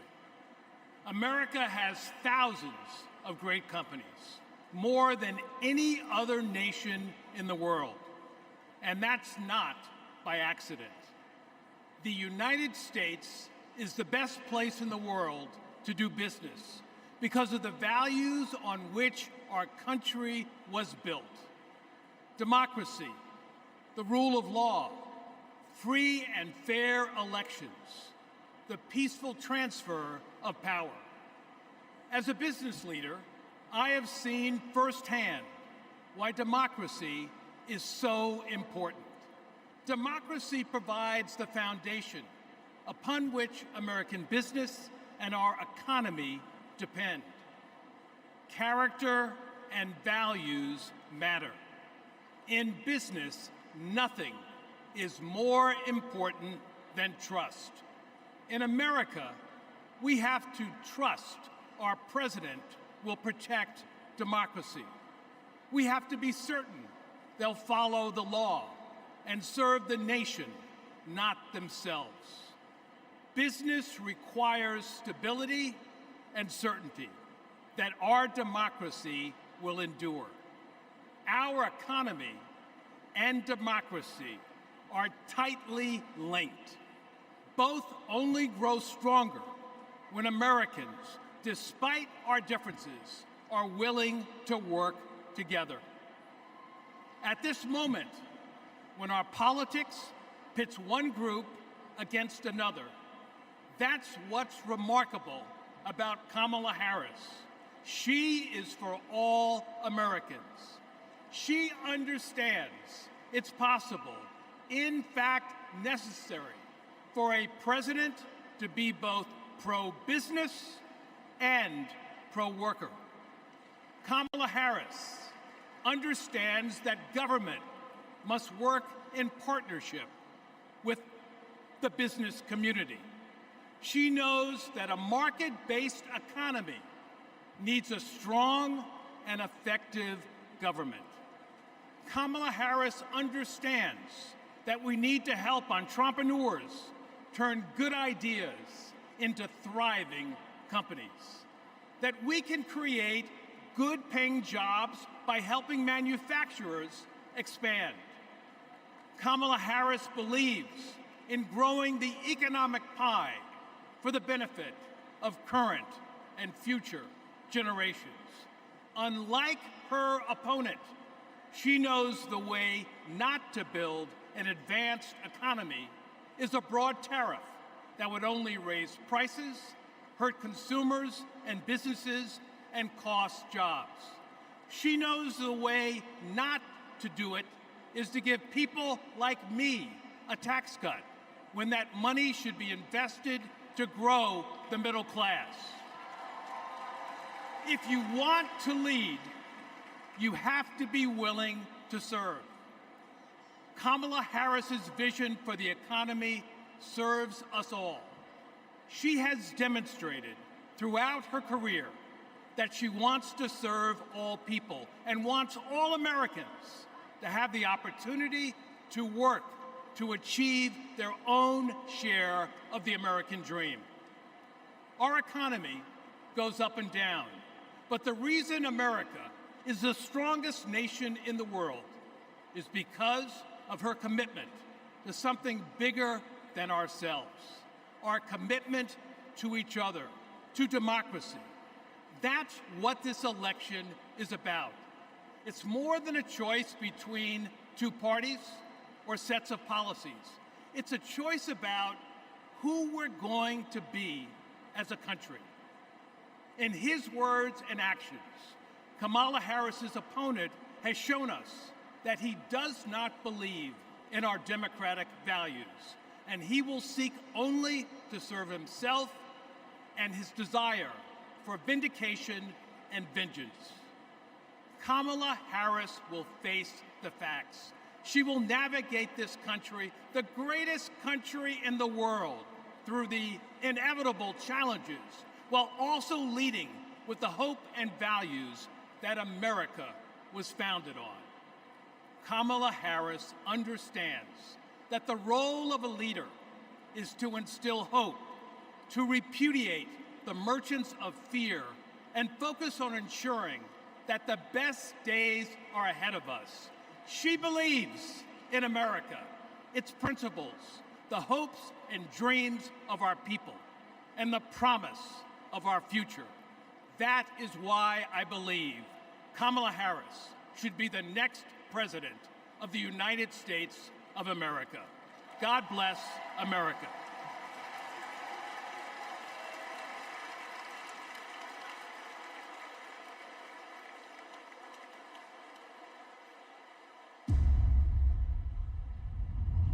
Repeal Obamacare. Donald Trump over the weekend again threatened to repeal Obamacare. This would lead to Americans having their health insurance taken away. There are about 19 million people with coverage through Medicaid expansion, another 16 million enrolled through the ACA's health insurance marketplaces, and we'd probably be talking about many millions of people becoming uninsured. Biggest worries, losing the safety net of pre-existing conditions coverage. What happens if you lose this insurance? Our son would die.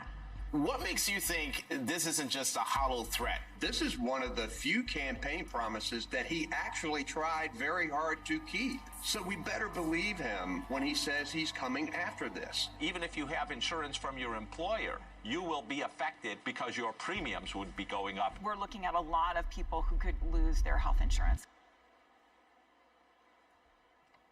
Please welcome New Mexico Governor Michelle Lujan Grisham.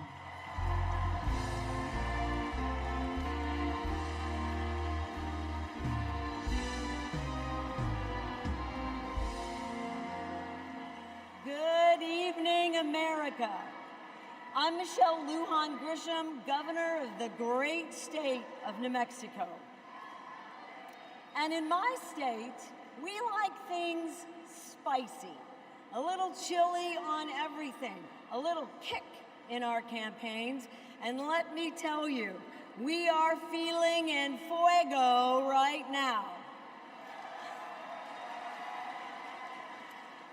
We are fired up to elect Kamala Harris President of the United States. This election is about protecting our democracy and securing our freedoms, including the right to affordable, quality health care. Now, this issue is personal to Vice President Harris, whose mom passed away after a battle with colon cancer. And it's personal to me. At 2 years old, my sister was diagnosed with a tumor that was incurable and made her uninsurable by the time she was 3.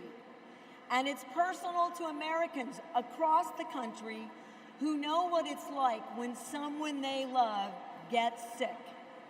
Donald Trump and J.D. Vance want to dismantle our healthcare system, repeal the Affordable Care Act, and eliminate protections for pre-existing conditions.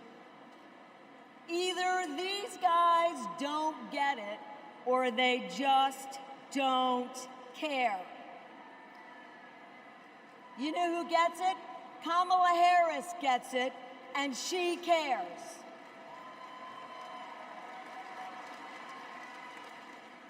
As Attorney General, she took on drug companies that jacked up prices and hospitals that overcharged patients.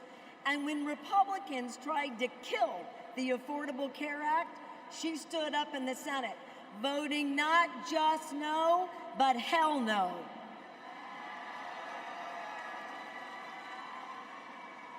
And Kamala Harris hasn't just stopped Republicans from making our healthcare system worse.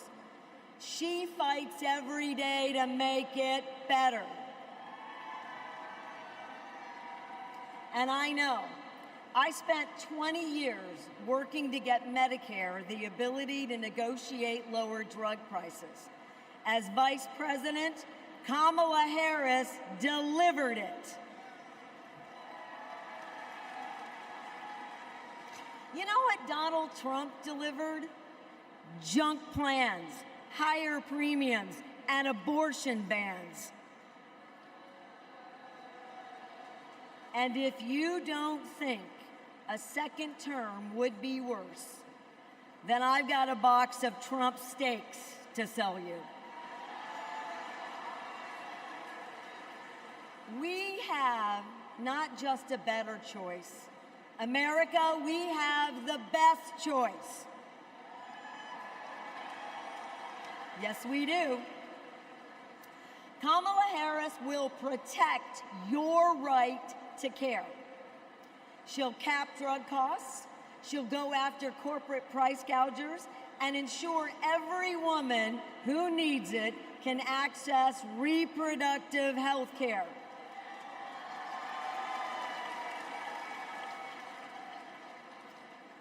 That's the president I want.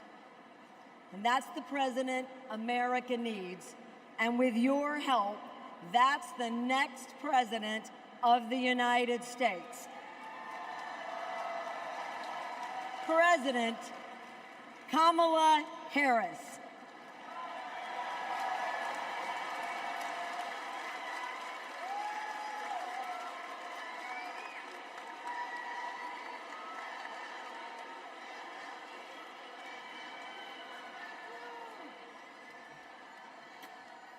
I love you too.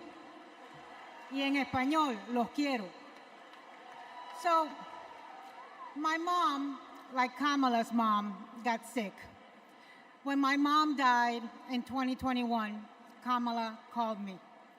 She had lost her mother to cancer in 2009. Kamala helped me navigate my grief. She said that heartbreak and loss are the price for having loved and having been loved.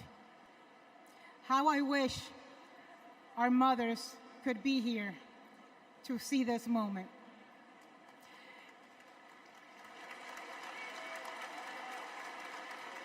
In the next 4 years, America will invariably have moments of great sadness and pain in our country. Some will be natural disasters. Some will be man-made disasters. We need a president who can not only be commander-in-chief, but also consoler-in-chief. We need a president with empathy, capable of lifting us up when we are down. We need a president who is capable of holding us in a big, great hug when we need it. That is Kamala Harris. Donald Trump is only capable of holding two things, a grudge and a golf club.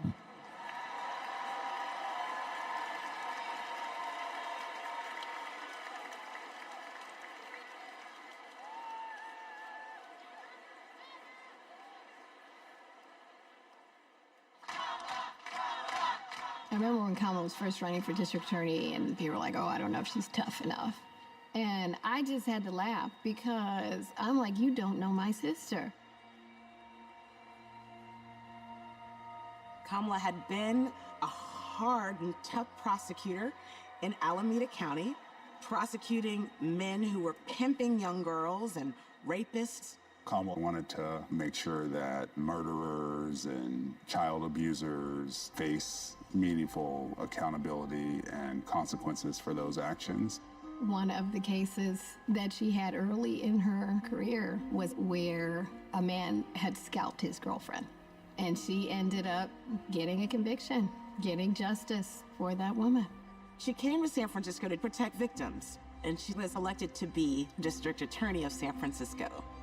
Kamala knew that we needed to be smart on crime, and if hell, no one else was gonna do it, that she was gonna do it. If I'm gonna keep my promise to you to keep you safe, I better talk with you about what I'm doing in terms of crime prevention.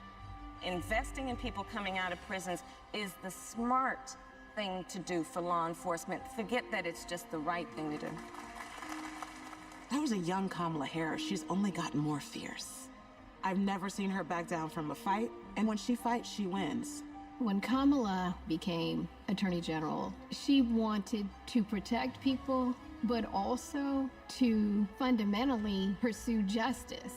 Being smart on crime starts with being tough on violent crime.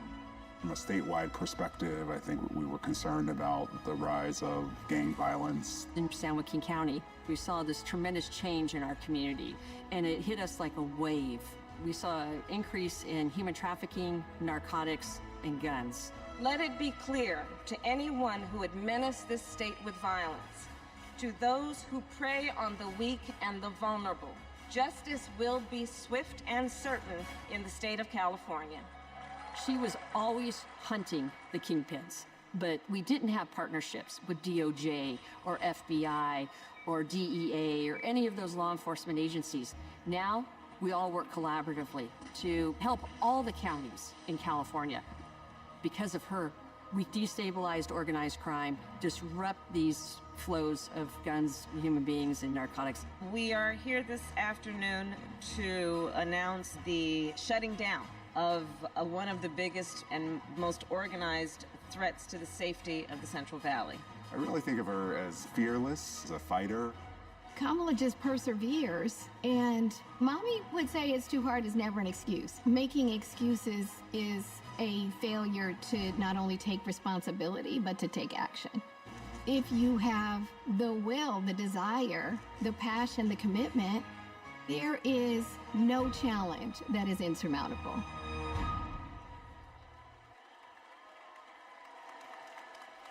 Please welcome the Democratic nominee for Senate in Maryland, Angela Alsobrooks.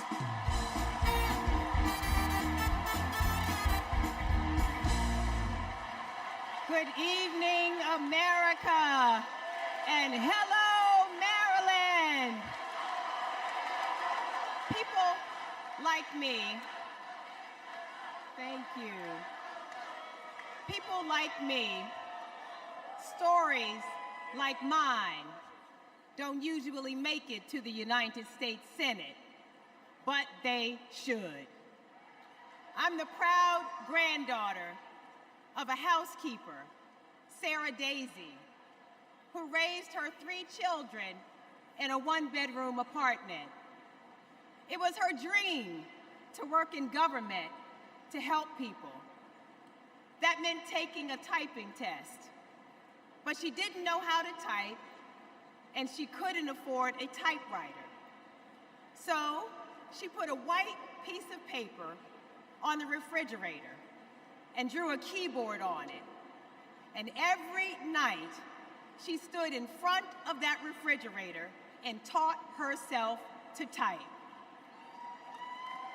She took the test, passed it, and got the job she dreamed of. I am her legacy. And tonight, I am a candidate for United States Senate from the great state of Maryland.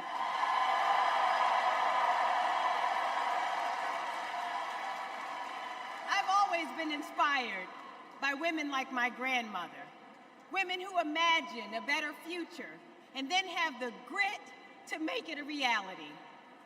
One of those women is a friend, a mentor, and a role model. That woman is Kamala Harris. Let me tell you about the Kamala I've known for 14 years. I first heard about her in 2009 when I was running for state's attorney in Prince George's County, Maryland. I read a story in Essence magazine about a district attorney in San Francisco using new ideas to keep her community safe. Few had a better record prosecuting violent crime. She put rapists, child molesters, and murderers behind bars. But what she knew was that violent crime accounts for about 30% of all crimes. For the 70% that are nonviolent, she created a first-of-its-kind program called Back on Track. After serving time and pleading guilty, these low-level offenders will get the job training, GED help, and apprenticeships they needed to find a job. The result?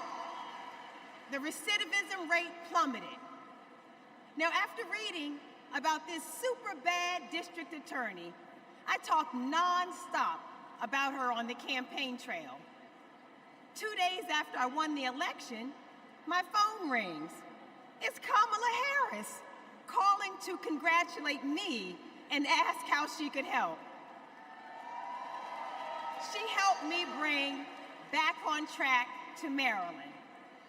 And wouldn't you know it, crime went down and economic growth went up. Back on Track is now a national model. Now Donald Trump says if Kamala Harris is elected, tough guys will treat her like a play toy.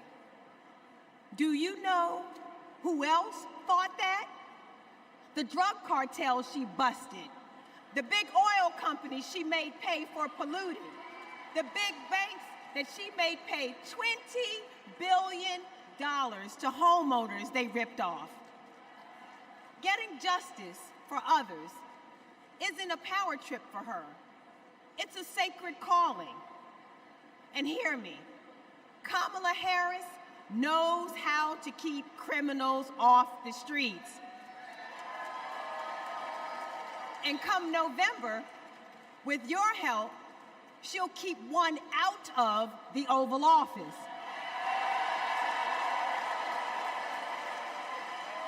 Ever since Donald Trump rode down that ridiculous escalator, we as a nation have felt trapped. Every national decision has been made in reaction to this one man and his extremist MAGA movement. We are still frozen by the fear that Donald Trump might once again come to power.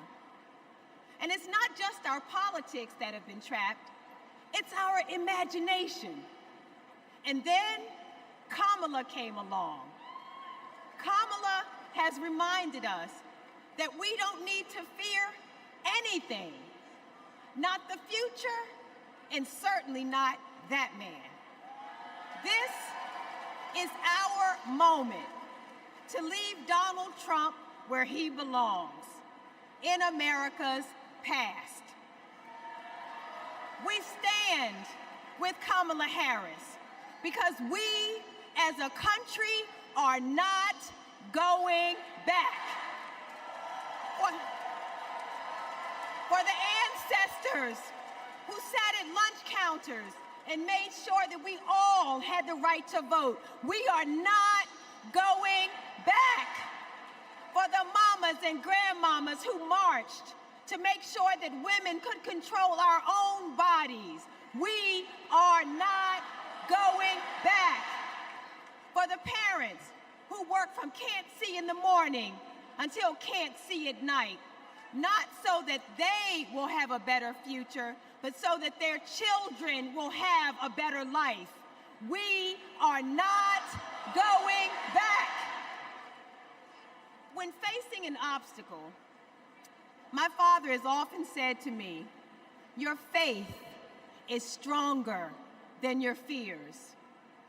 Tonight, our faith is stronger than our fears. Faith in the promise of America. Faith in the American idea, in the American values that we share. Faith that we, the people, can choose a new leader, a better future for the people. Faith that as dark as our days and challenges have sometimes felt, it's always darkest before the dawn. We know that we can endure for a night because joy cometh in the morning. Morning is coming. Morning is coming. and that joy will be led by Kamala Harris. Thank you so much.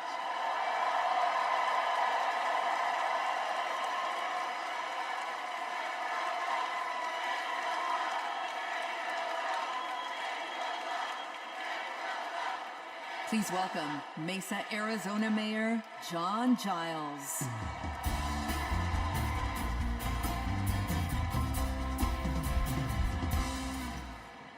Good evening. I have a confession to make. I'm a lifelong Republican. So I feel a little out of place tonight, but I feel more at home here than in today's Republican Party. The grand old party has been kidnapped by extremists and devolved into a cult, the cult of Donald Trump. Trump doesn't know the first thing about public service. Like a child, he acts purely out of self-interest. We all need an adult in the White House, and we've seen what happens when we don't have one. Trump made a lot of lofty promises: unlimited economic growth, American manufacturing reborn, a secure border. Turns out Donald Trump was all talk. He wanted our votes, but he couldn't deliver a thing. But these days, my city of Mesa, Arizona is on the move. I'm going to ribbon cuttings every single week, all because Joe Biden and Kamala Harris reached across the aisle and they delivered for my conservative community and countless more across the country. My hero, John McCain, taught us to put country over party. And that's how Vice President Harris and Governor Walz will lead too. I have an urgent message for the majority of Americans who, like me, are in the political middle. John McCain's Republican Party is gone, and we don't owe a damn thing to what's been left behind. So let's turn the page. Let's put country first. Let's put adults in the room where our country deserves. Thank you.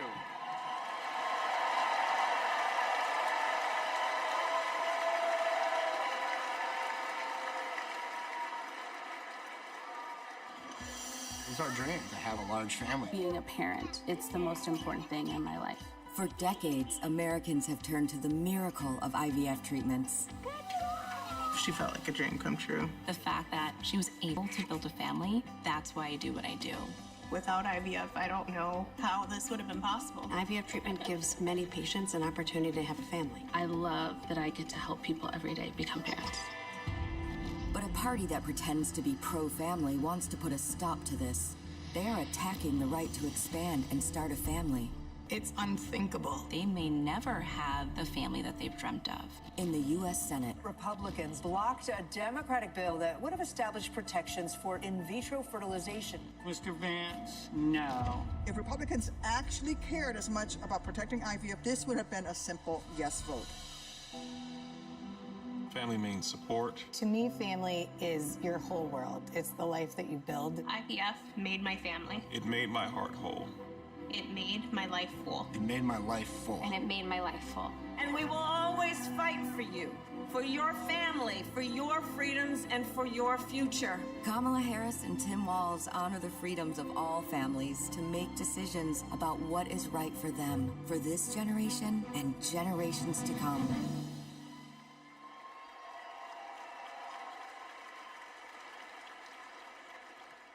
Please welcome Illinois Senator Tammy Duckworth.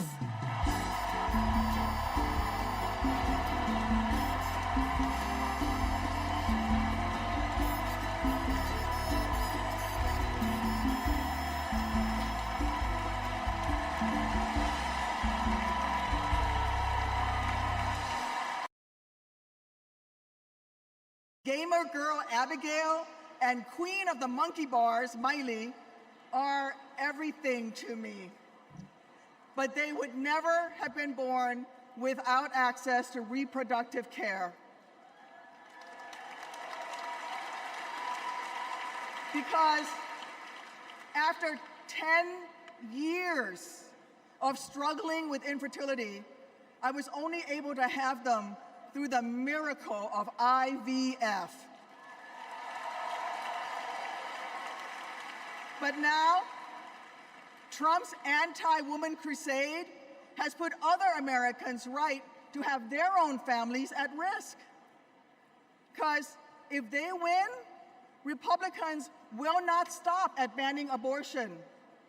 They will come for IVF next. They'll prosecute doctors. They will shame and spy on women. And if you think that's far-fetched, just look up what happened in Alabama last year. So let me say to every would-be parent, I see you, I'm with you. And together, in November, we'll send a message to old Cadet Bone Spurs.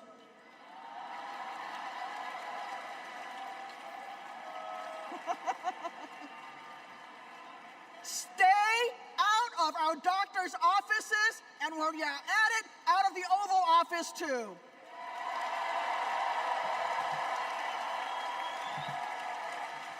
Look, my struggle with infertility was more painful than any wound I earned on the battlefield.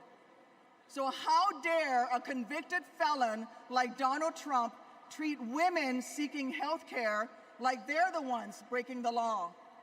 How dare J.D. Vance criticize childless women on cable news, then vote against legislation that would have actually helped Americans to start families?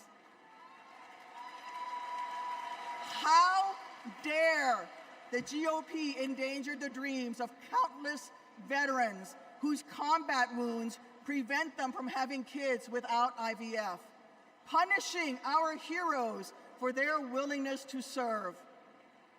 It's simple. Every American deserves the right to be called mommy or daddy without being treated like a criminal. Kamala Harris believes that. So let's make some history and elect her in November. God bless America.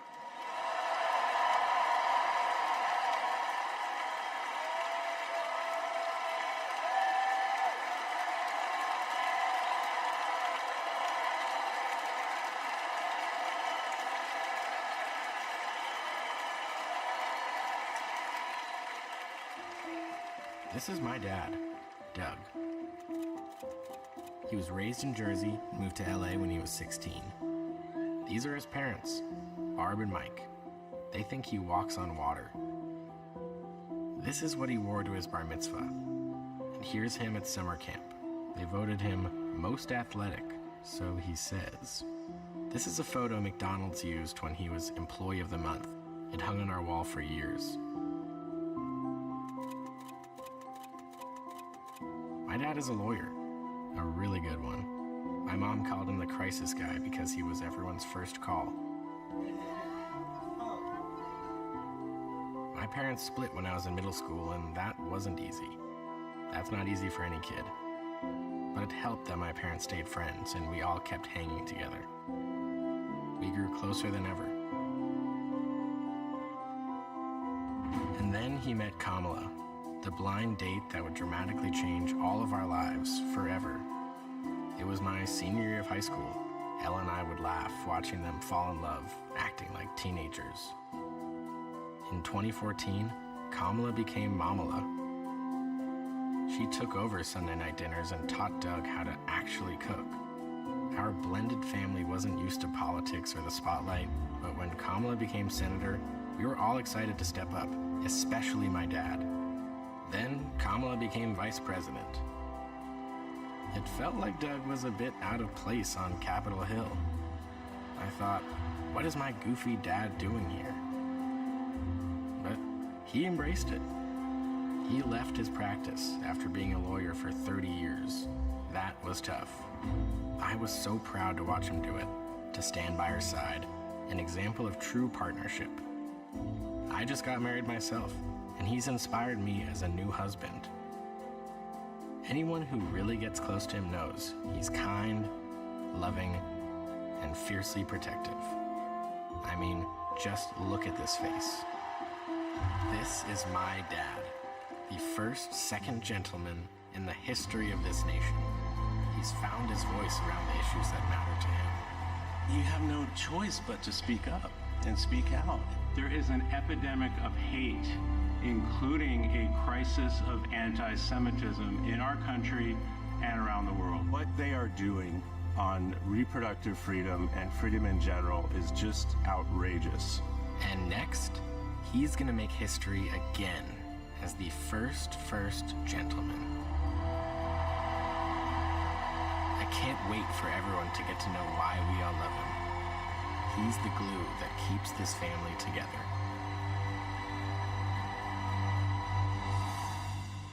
We might not look like other families in the White House, but we are ready to represent all families in America.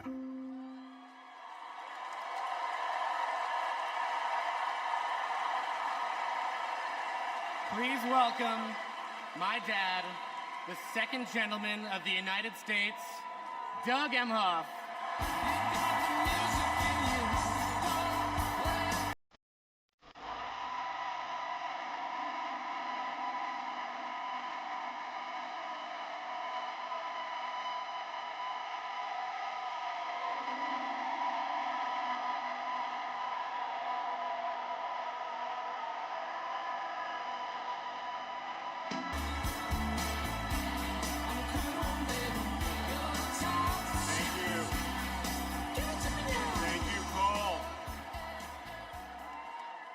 I guess he didn't want me to give this speech. He just...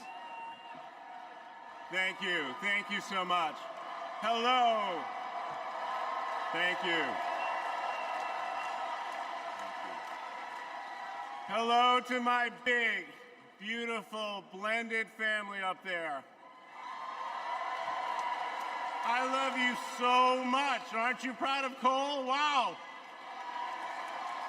And a special shout out to my mother.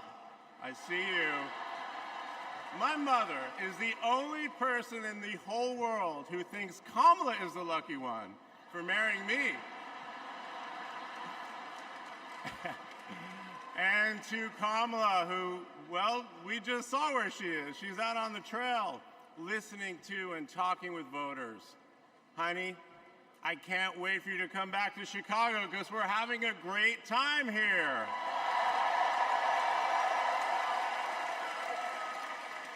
I love you so much.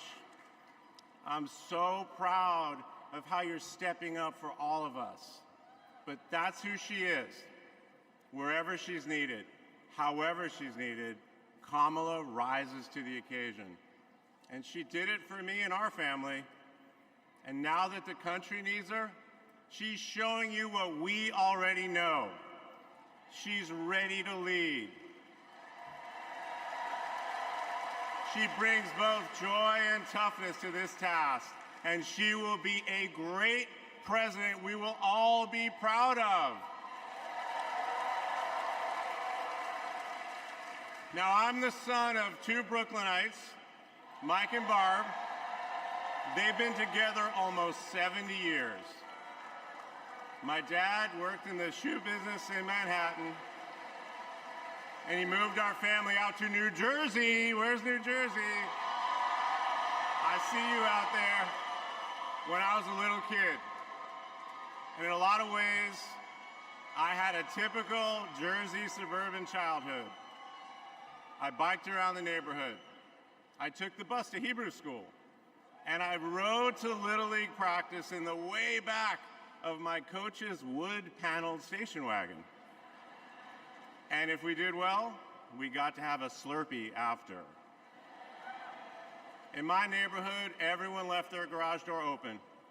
Wherever you ended up at dinner time, that's the family that fed you. Everyone took care of everyone else. And the guys I grew up with are still my best friends. The group chat is active every day, and it's probably blowing up right now, guys. When my dad had to get a new job, we moved across the country to LA. Money was tight. Hey, California.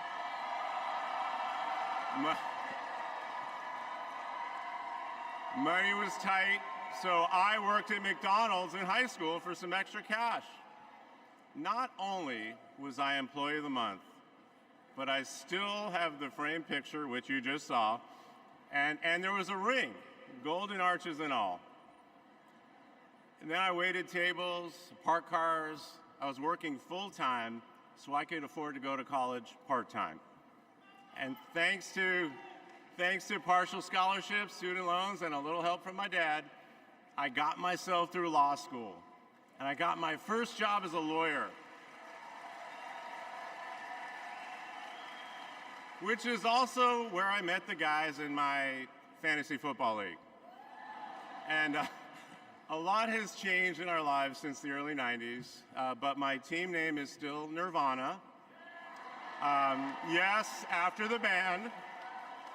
I worked hard, and I love being a lawyer. And by the way, I still get to be part of the profession by teaching students at Georgetown Law School. I got married, became a dad to Cole and Ella. Unfortunately, I went through a divorce, but eventually started worrying about how I would make it all work. And that's when something unexpected happened. In 2013, I walked into a contentious client meeting. We worked through the issue, and by the end of the meeting, the now happy client offered to set me up on a blind date, which is how I ended up with Kamala Harris's phone number. Now, for generations, people have debated when to call the person you're being set up with. And never in history has anyone suggested 8:30 a.m. And yet, that's when I dialed. I got Kamala's voicemail, and I just started rambling. Hey, it's Doug. I'm on my way to an early meeting. Again, it's Doug. I remember I was trying to grab the words out of the air and just put them back in my mouth. And for what seemed like far too many minutes, I hung up. By the way, Kamala saved that voicemail, and she makes me listen to it on every anniversary.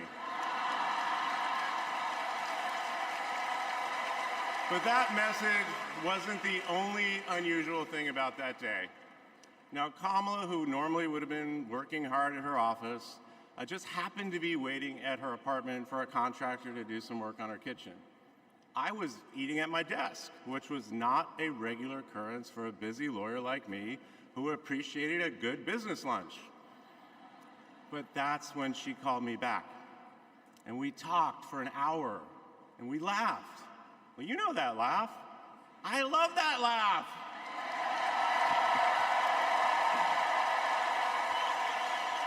And maybe that counted as our first date.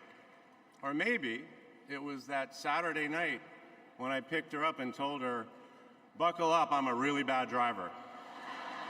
Because you can't hide anything from Kamala Harris, so you might as well own it. And as I got to know her better and just fell in love fast, I learned what drives Kamala. And it's what you've seen over these past 4 years, and especially these past 4 weeks. She finds joy in pursuing justice. She stands up to bullies just like my parents taught me to. And she likes to see people do well, but hates when they're treated unfairly. She believes this work requires a basic curiosity in just how people are doing. Her empathy is her strength.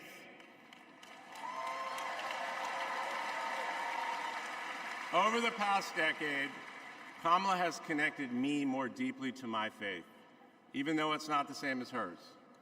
She comes to synagogue with me for high holiday services, and I go to church with her for Easter.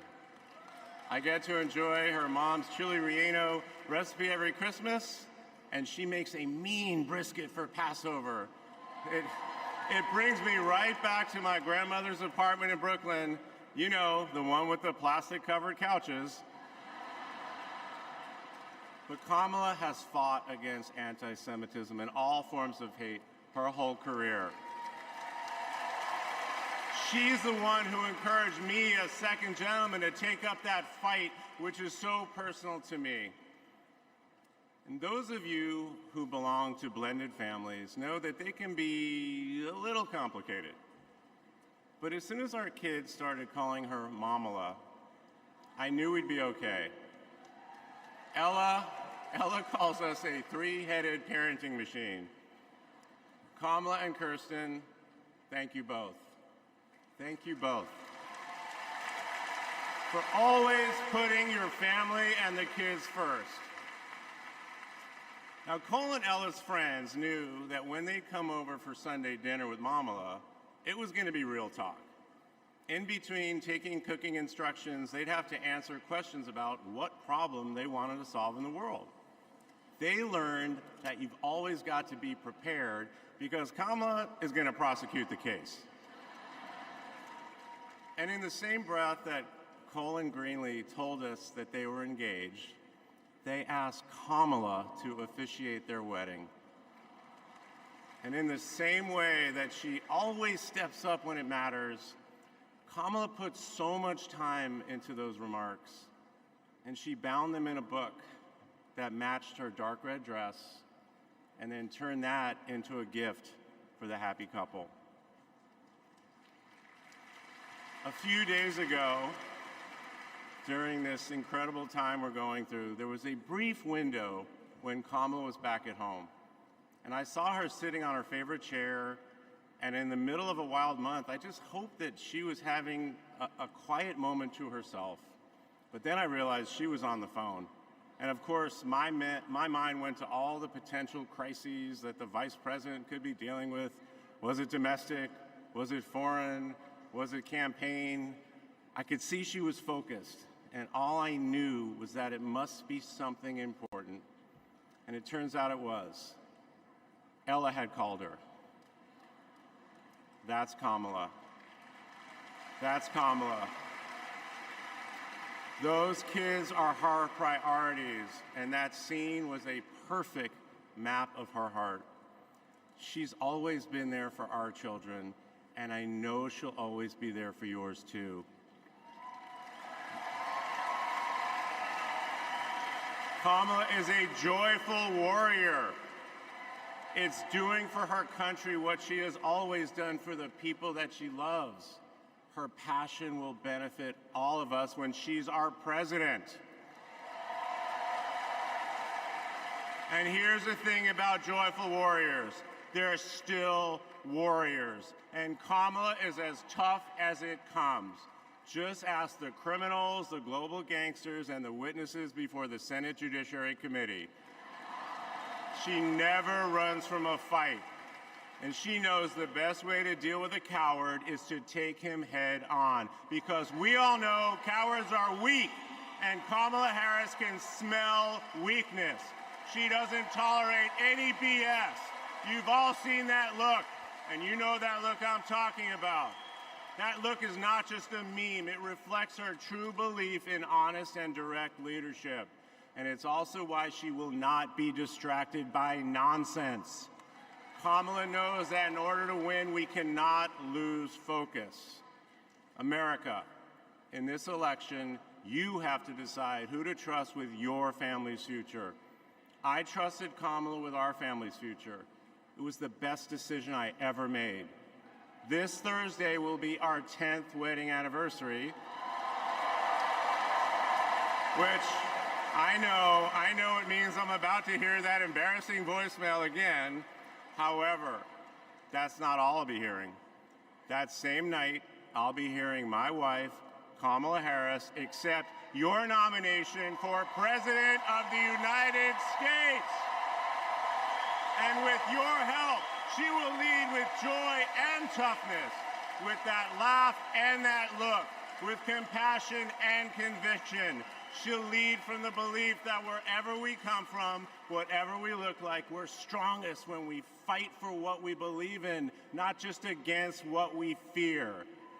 Kamala Harris was exactly the right person for me at an important moment in my life. And at this moment in our nation's history, she is exactly the right president. Thank you so much.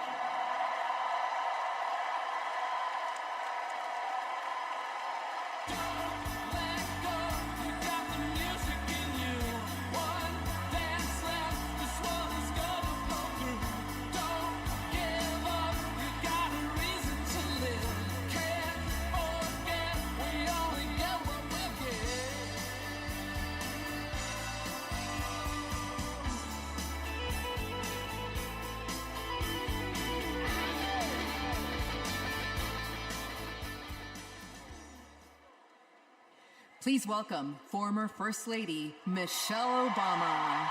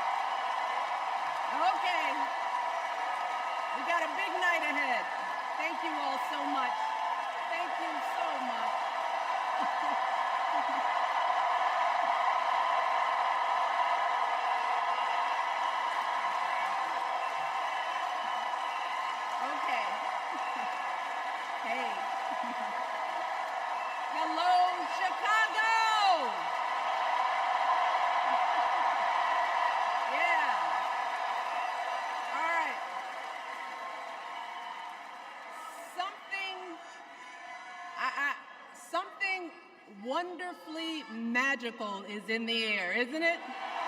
Yeah. You know, we're feeling it here in this arena, but it's spreading all across this country we love. A familiar feeling that's been buried too deep for far too long. You know what I'm talking about.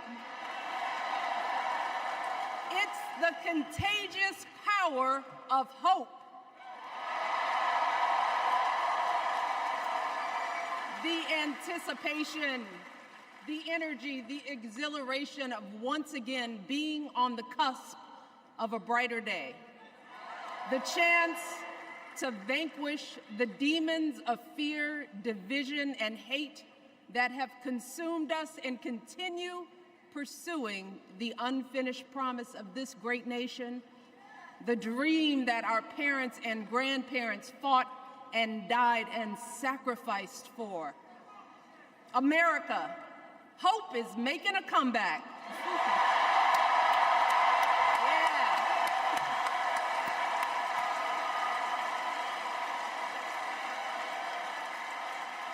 But to be honest, I am realizing that until recently, I have mourned the dimming of that hope. And maybe you've experienced the same feelings.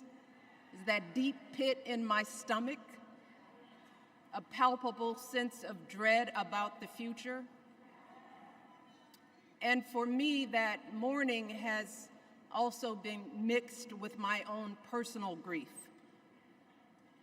The last time I was here in my hometown was to memorialize my mother, the woman who showed me the meaning of hard work and humility and decency, the woman who set my moral compass high and showed me the power of my own voice.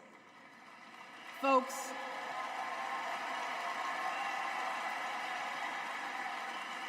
I still feel her loss so profoundly.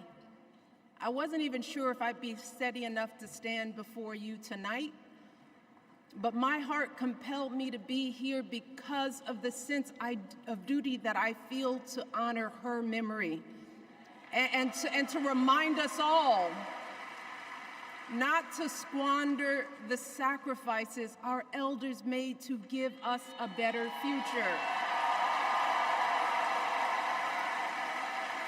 You see, my mom, in her steady, quiet way, lived out that striving sense of hope every single day of her life. She believed that all children, all people have value, that anyone can succeed if given the opportunity. She and my father didn't aspire to be wealthy. In fact, they were suspicious of folks who took more than they needed. They understood that it wasn't enough for their kids to thrive if everyone else around us was drowning. So my mother volunteered at the local school. She always looked out for the other kids on the block. She was glad to do the thankless, unglamorous work that for generations has strengthened the fabric of this nation. The belief that if you do unto others, if you love thy neighbor, if you work and scrape and sacrifice, it will pay off. If not for you, then maybe for your children or your grandchildren. You see, those values have been passed on through family farms and factory towns, through tree-lined streets and crowded tenements, through prayer groups and National Guard units and social studies classrooms. Those were the values my mother poured into me until her very last breath. Kamala Harris and I built our lives on those same foundational values. Even though our mothers grew up an ocean apart, they shared the same belief in the promise of this country. That's why her mother moved here from India at 19. It's why she taught Kamala about justice, about the obligation to lift others up, about our responsibility to give more than we take. She'd often tell her daughter, don't sit around and complain about things, do something. So, with that voice in her head, Kamala went out and she worked hard in school, graduating from an HBCU, earning her law degree at a state school. And then she went on to work for the people, fighting to hold lawbreakers accountable, strengthening the rule of law, fighting to get folks better wages, cheaper prescription drugs, a good education, decent health care, child care, elder care. From a middle-class household, Kamala worked her way up to become Vice President of the United States of America. My girl, Kamala Harris, is more than ready for this moment. She is one of the most qualified people ever to seek the office of the presidency. And she is one of the most dignified. A tribute to her mother, to my mother, and to your mother too. The embodiment of the stories we tell ourselves about this country. Her story is your story. It's my story.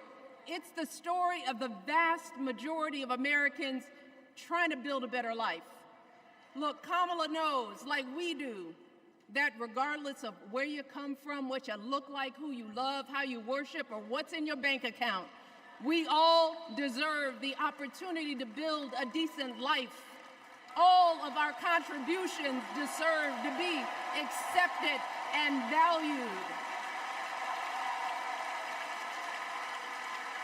Because no one has a monopoly on what it means to be an American. No one.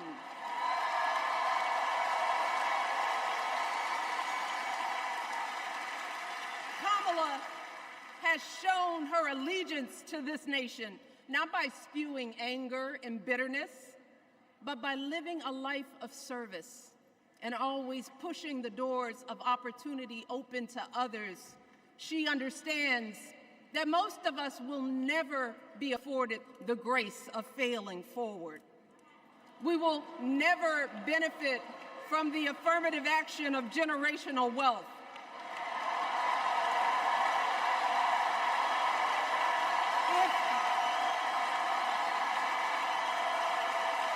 If we bankrupt a business or choke in a crisis, we don't get a second, third, or fourth chance. If things don't go our way, we don't have the luxury of whining or cheating others to get further ahead. No. We don't get to change the rules so we always win. If we see a mountain in front of us, we don't expect there to be an escalator waiting to take us to the top. No. We put our heads down. We get to work. In America, we do something. And throughout her entire life, that's what we've seen from Kamala Harris. The steel of her spine, the steadiness of her upbringing, the honesty of her example, and yes, the joy of her laughter and her light. It couldn't be more obvious. Of the two major candidates in this race, only Kamala Harris truly understands the unseen labor and unwavering commitment that has always made America great.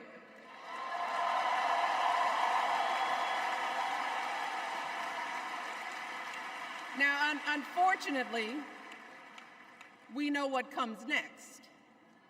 We know folks are going to do everything they can to distort her truth. My husband and I sadly know a little something about this. For years, Donald Trump did everything in his power to try to make people fear us. See, his limited, narrow view of the world made him feel threatened by the existence of two hard-working, highly educated, successful people who happen to be Black.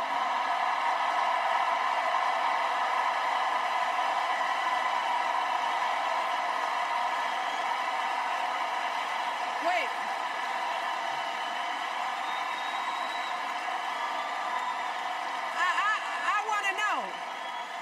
I want to know. Who's going to tell him that the job he's currently seeking might just be one of those Black jobs?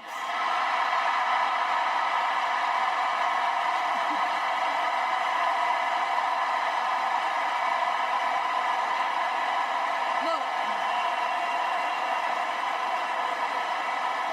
it's his same old con. His same old con. Doubling down on ugly, misogynistic, racist lies as a substitute for real ideas and solutions that will actually make people's lives better. Look, because cutting our health care, taking away our freedom to control our bodies, the freedom to become a mother through IVF like I did, those things are not going to improve the health outcomes of our wives, mothers, and daughters. Shutting down the Department of Education, banning our books, none of that will prepare our kids for the future. Demonizing our children for being who they are and loving who they love, look, that doesn't make anybody's life better.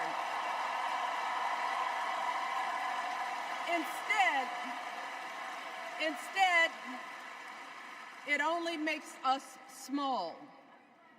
And let me tell you this, going small is never the answer. Going small is the opposite of what we teach our kids. Going small is petty, it's unhealthy, and quite frankly, it's unpresidential.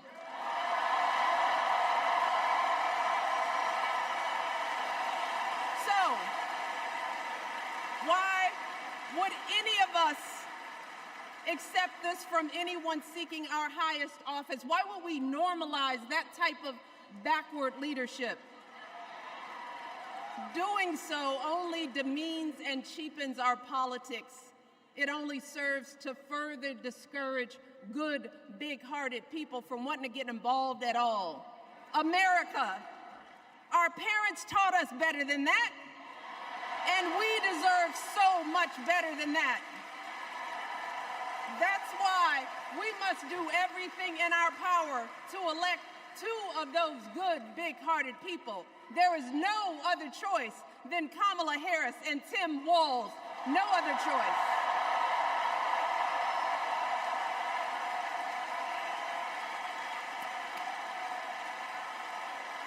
But as we embrace this renewed sense of hope, let us not forget the despair we have felt. Let us not forget what we are up against. Yes, Kamala and Tim are doing great now. We're loving it. They're packing arenas across the country. Folks are energized. We are feeling good. But remember, there are still so many people who are desperate for a different outcome, who are ready to question and criticize every move Kamala makes, who are eager to spread those lies, who don't want to vote for a woman, who will continue to prioritize building their wealth over ensuring that everyone has enough. So no matter how good we feel tonight or tomorrow or the next day, this is going to be an uphill battle. So folks, we cannot be our own worst enemies. No. See, because the minute something goes wrong, the minute a lie takes hold, folks, we cannot start wringing our hands. We cannot get a Goldilocks complex about whether everything is just right. And we cannot indulge our anxieties about whether this country will elect someone like Kamala instead of doing everything we can to get someone like Kamala elected.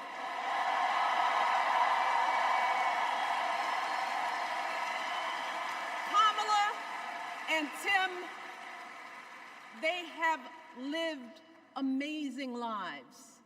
And I am confident that they will lead with compassion, inclusion, and grace. But they are still only human. They are not perfect. And like all of us, they will make mistakes. But luckily, y'all, this is not just on them. This is up to us, all of us, to be the solution that we seek. It's up to all of us to be the antidote to the darkness and division. Look, I don't care how you identify politically, whether you're Democrat, Republican, Independent, or none of the above. This is our time to stand up for what we know in our hearts is right.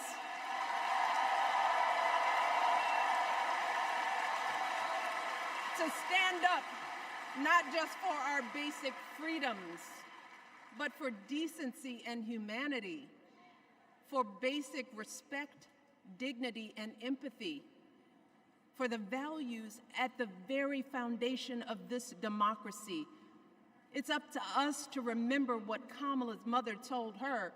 Don't just sit around and complain, do something. So, if they lie about her, and they will, we've got to do something. If we see a bad poll, and we got to put down that phone and do something. If we start feeling tired, if we start feeling that dread creeping back in, we got to pick ourselves up, throw water on our face, and what? We only have 2.5 months, y'all, to get this done.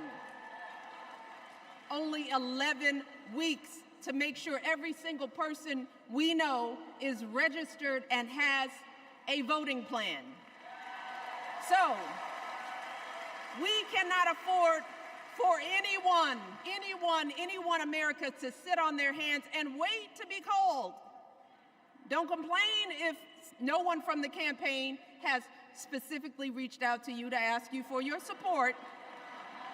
There is simply no time for that kind of foolishness. You know what you need to do. So, consider this to be your official ask. Michelle Obama is asking you, no, I'm telling y'all to do something.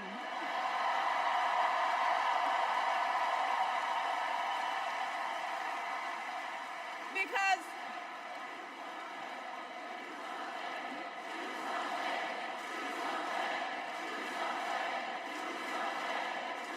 you all, this election is going to be close.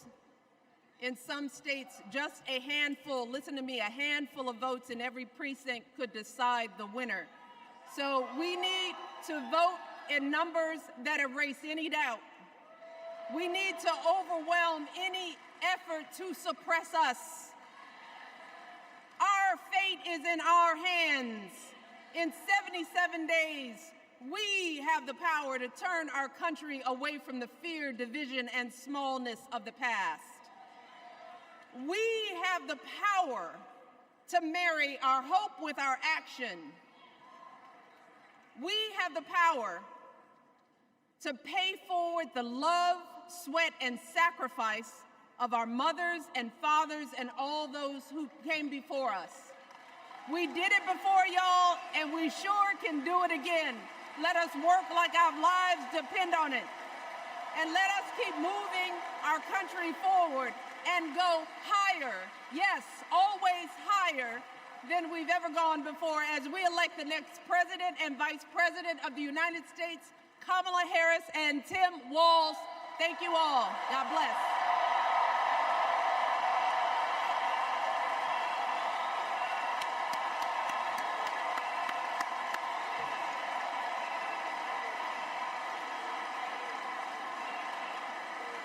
Now, before I go,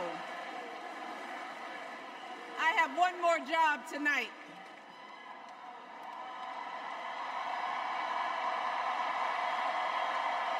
Yeah, one more job. You all, thank you for all the love, but it is now my honor to introduce somebody who knows a whole lot about hope. Someone who has spent his life strengthening our democracy, and let me tell you, as someone who lives with him, he wakes up every day, and thinks about what's best for this country. Please welcome America's 44th president and the love of my life, Barack Obama.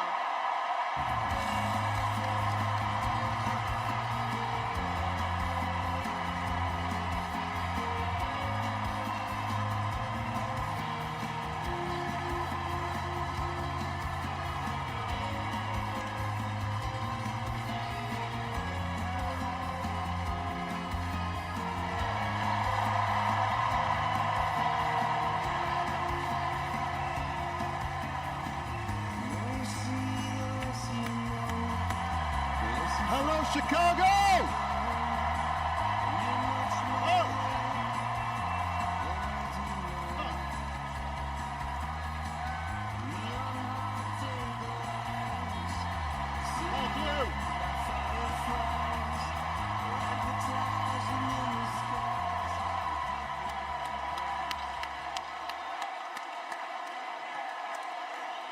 Thank you. Thank you, thank you. Thank you, everybody. Thank you.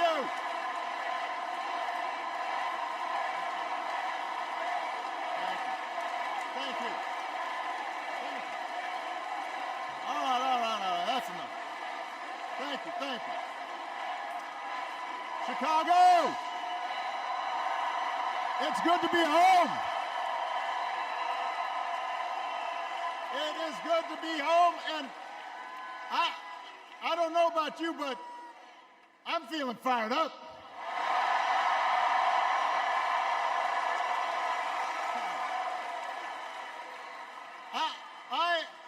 feeling ready to go.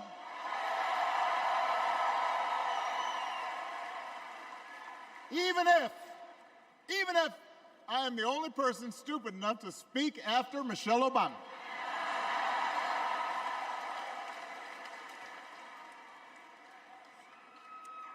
I am feeling hopeful because this convention has always been pretty good to kids with funny names who believe in a country where anything is possible. Because we have a chance to elect someone who has spent her entire life trying to give people the same chances America gave her. Someone who sees you and hears you and will get up every single day and fight for you. The next president of the United States of America, Kamala Harris.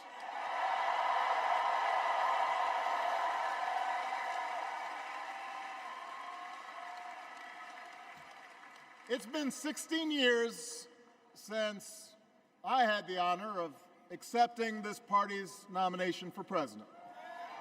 And I know that's hard to believe because I have not aged a bit. But it's true. And looking back, I can say without question that my first big decision as your nominee turned out to be one of my best. And that was asking Joe Biden to serve by my side as vice president.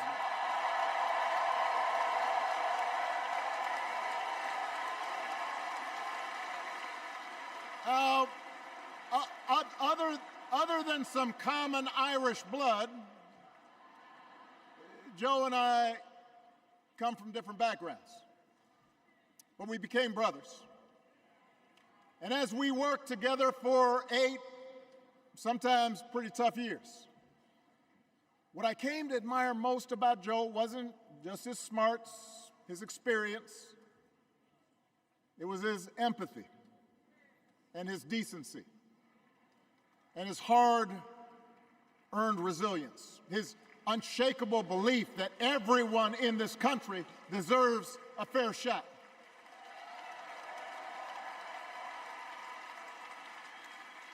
And over the last 4 years, those are the values America has needed most.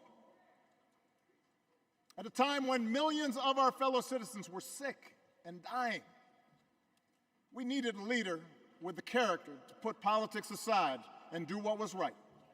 At a time when our economy was reeling, we needed a leader with the determination to drive what would become the world's strongest recovery. 15 million jobs, higher wages, lower health care costs. At a time when the other party had turned into a cult of personality, we needed a leader who was steady and brought people together and was selfless enough to do the rarest thing there is in politics, putting his own ambition aside for the sake of the country.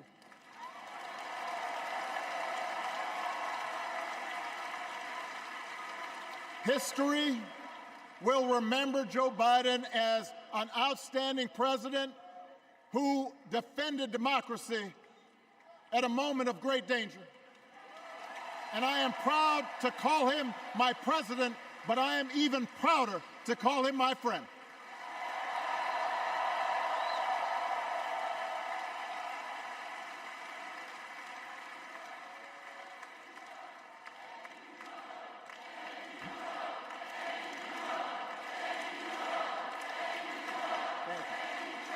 Now, the torch has been passed. Now it is up to all of us to fight for the America we believe in. And make no mistake, it will be a fight. For all the incredible energy we've been able to generate over the last few weeks, for all the rallies and the memes, this will still be a tight race in a closely divided country. A country where too many Americans are still struggling. Where a lot of Americans don't believe government can help. And as we gather here tonight, the people who will decide this election are asking a very simple question. Who will fight for me? Who's thinking about my future, about my children's future, about our future together? One thing is for certain, Donald Trump is not losing sleep over that question.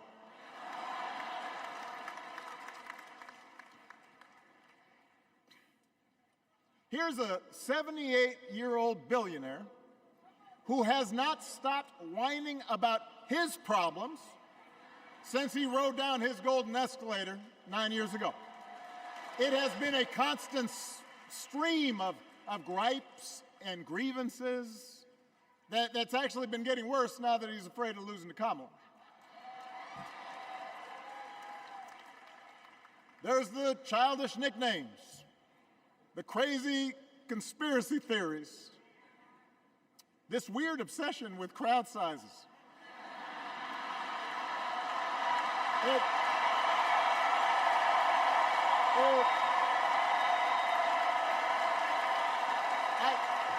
It just goes on and on and on.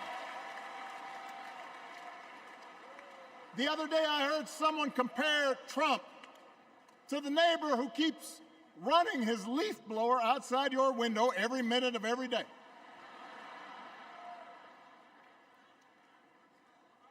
Now, from a neighbor, that's exhausting. From a president,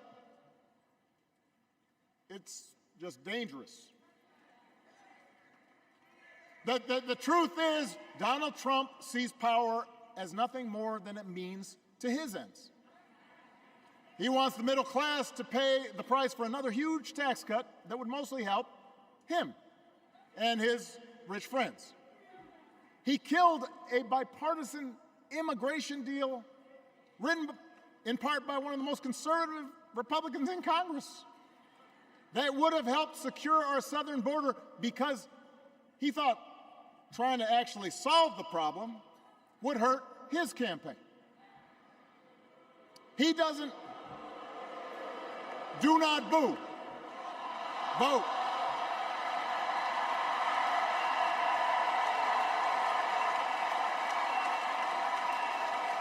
He doesn't seem to care if more women lose their reproductive freedom since it won't affect his life.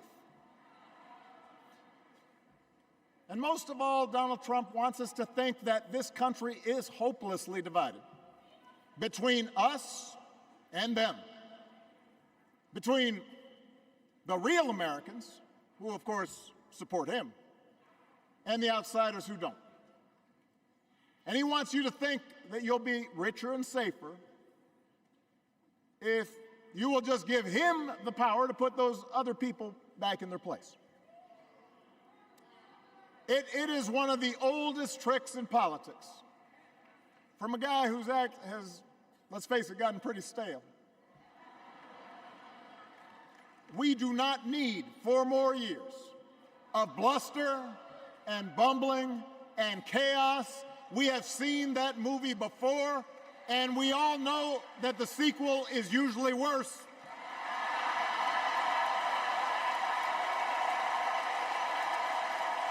America's ready for a new chapter. America's ready for a better story. We are ready for a President Kamala Harris.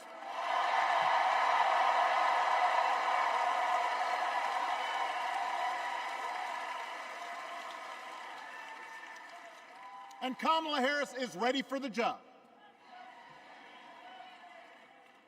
This is a person who has spent her life fighting on behalf of people who need a voice and a champion. As you heard from Michelle, Kamala was not born into privilege. She had to work for what she's got. And she actually cares about what other people are going through.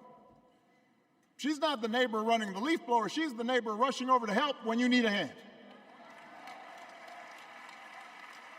As a prosecutor, Kamala stood up for children who had been victims of sexual abuse. As an attorney general of the most populous state in the country, she fought big banks and for-profit colleges, securing billions of dollars for the people they had scammed. After the home mortgage crisis, she pushed me and my administration hard to make sure homeowners got a fair settlement. Didn't matter that I was a Democrat. Didn't matter that she had knocked on doors for my campaign in Iowa. She was going to fight to get as much relief as possible for the families who deserved it.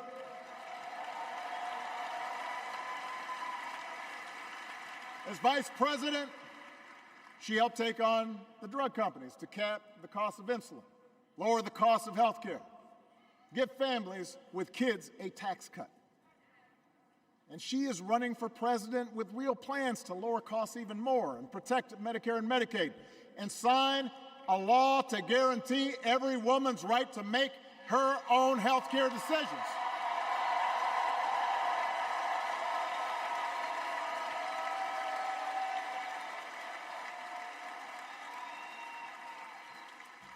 In other words, Kamala Harris won't be focused on her problems.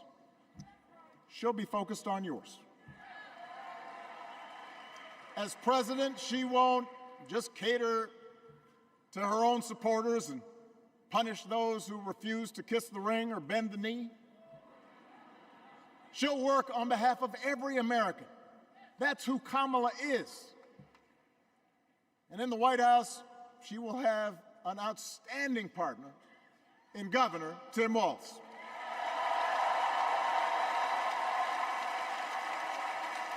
Let me tell you something. Let me tell you something. I love this guy. Tim is the kind of person who should be in politics.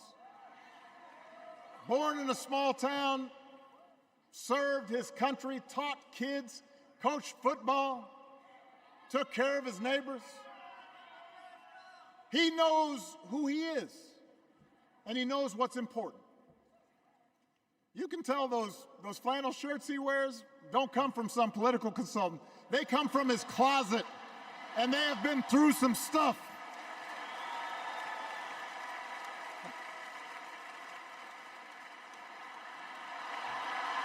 They have been through some stuff. That's right.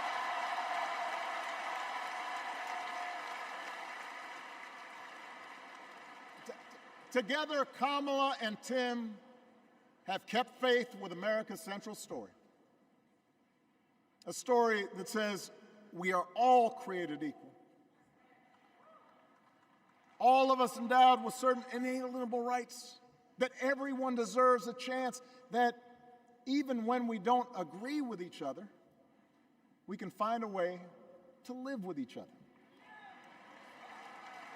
That's Kamala's vision. That's Tim's vision. That's the Democratic Party's vision. And our job over the next 11 weeks is to convince as many people as possible to vote for that vision. Now, it won't be easy. The other side knows it's easier to play on people's fears and cynicism, always has been. They will tell you that government is inherently corrupt, that sacrifice and generosity are for suckers. And since the game is rigged, it's okay to take what you want and just look after your own. That's the easy path. We have a different task.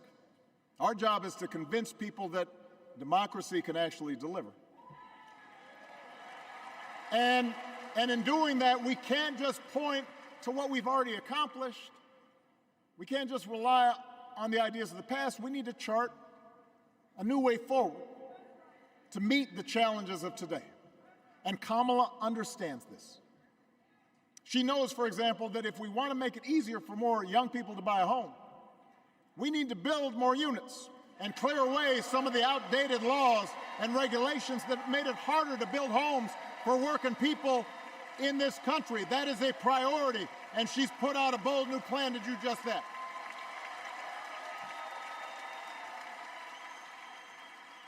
On health care, we should all be proud of the enormous progress that we've made through the Affordable Care Act,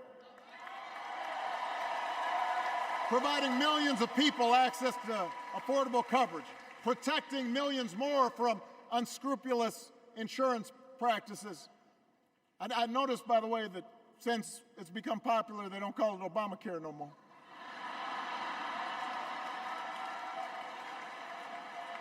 But Kamala knows we can't stop there, which is why she'll keep working to limit out-of-pocket costs. Kamala knows that if we want to help people get ahead, we need to put a college degree within reach of more Americans. But she also knows college shouldn't be the only ticket to the middle class. We need to follow the lead of governors like Tim Walz, who said, if you've got the skills and the drive, you shouldn't need a degree to work for state government. And in this new economy, we need a president who actually cares about the millions of people all across this country who wake up every single day to do the essential, often thankless work, to care for our sick, to clean our streets, to deliver our packages. We need a president who will stand up for their right to bargain for better wages and working conditions. And Kamala will be that president.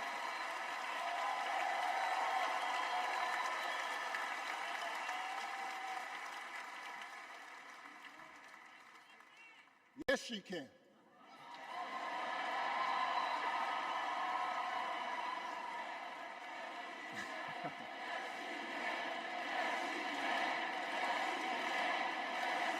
Yes, she can. A Harris-Walz administration can help us move past some of the tired old debates that keep stifling progress. Because at their core, Kamala and Tim understand that when everybody gets a fair shot, we are all better off. They understand that when every child gets a good education, the whole economy gets stronger. When women are paid the same as men for doing the same job, all families benefit.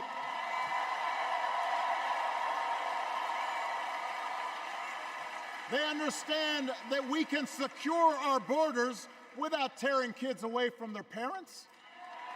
Just like we can keep our streets safe while also building trust between law enforcement and the communities they serve and eliminating bias, that will make it better for everybody.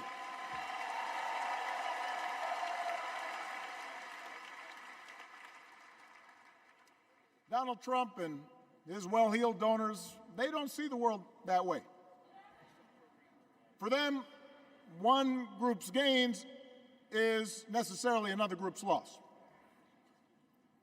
For them, freedom means that the powerful can do pretty much what they please, whether it's fire workers trying to organize a union, or put poison in our rivers, or avoid paying taxes like everybody else has to do.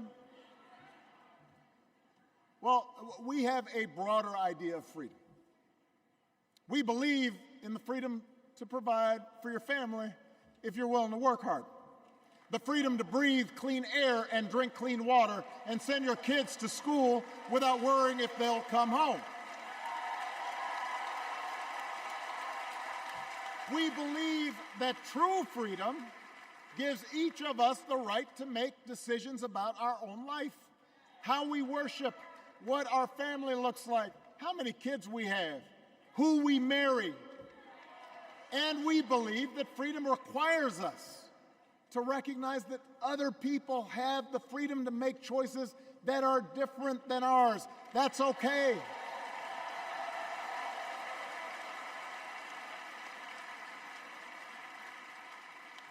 That's the America Kamala Harris and Tim Walz believe in.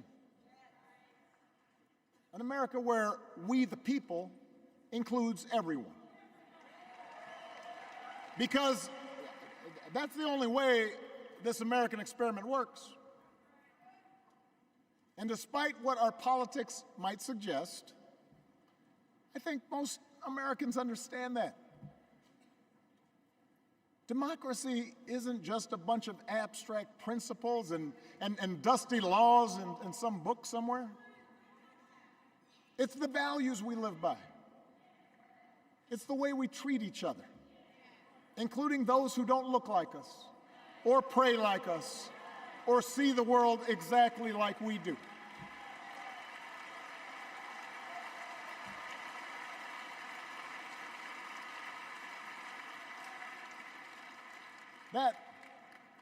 That sense of mutual respect has to be part of our message.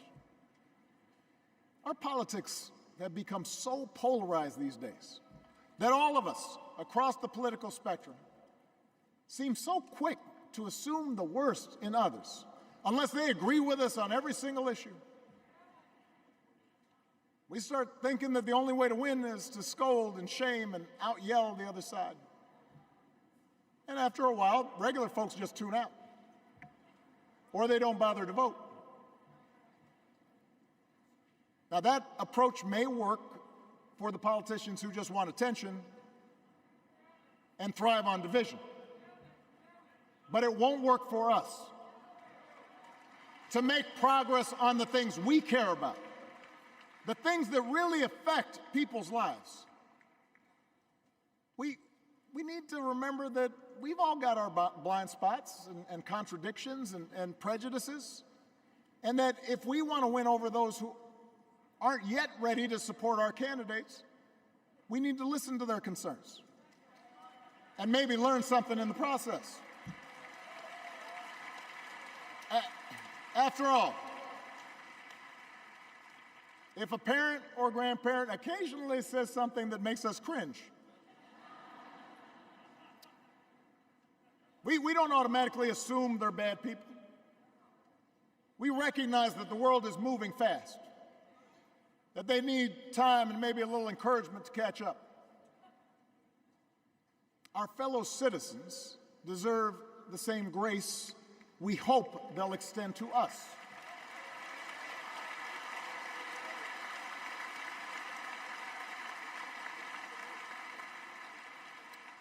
That's how we can build a true democratic majority, one that can get things done.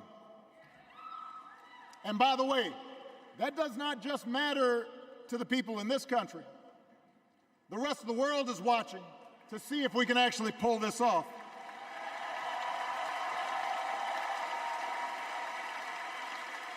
No nation,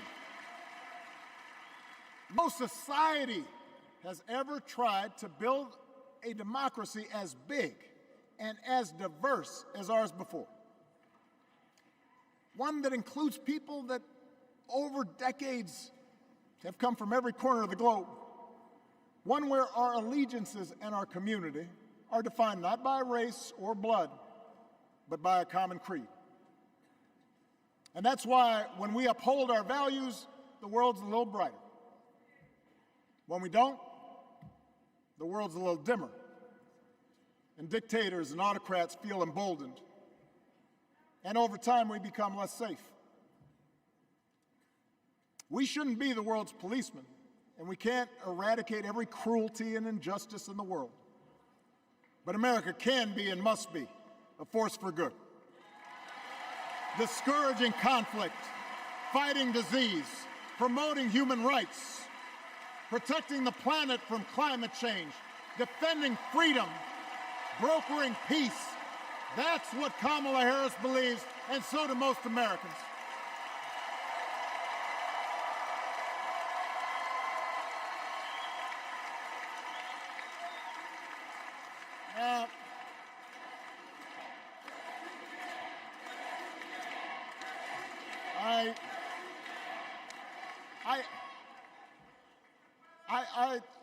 I know these ideas can feel pretty naive right now. We live in a time of such confusion and rancor, with a culture that puts a premium on things that don't last. Money, fame, status, likes. We chase the approval of strangers on our phones. We build all manner of walls and fences around ourselves, and then we wonder why we feel so alone. We don't trust each other as much because we don't take the time to know each other. And in that space between us, politicians and algorithms teach us to caricature each other and troll each other and fear each other. But here's the good news, Chicago. All across America, in big cities and small towns, away from all the noise, the ties that bind us together are still there. We still coach Little League and look out for our elderly neighbors.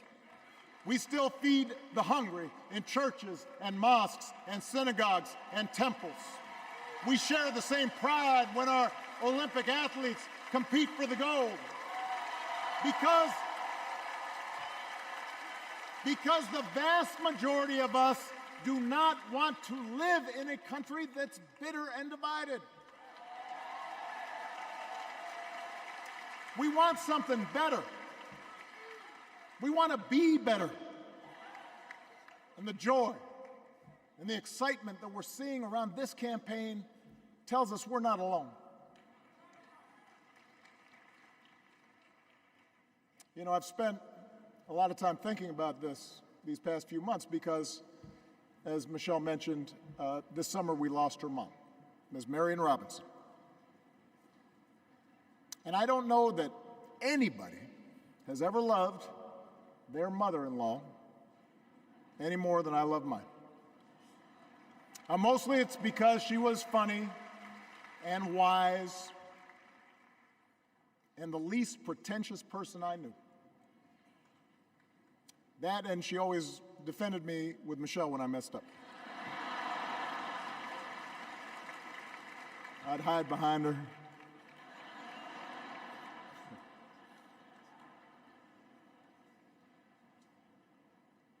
But I also think one of the reasons Mary and I became so close was she reminded me of my grandmother, the woman who helped raise me as a child. And on the surface, the two of them did not have a lot in common. One was a black woman from right here, south side of Chicago, right down the way. Went to Englewood High School. The other was a little old white lady born in a tiny town called Peru, Kansas. Now, I know there aren't that many people from Peru.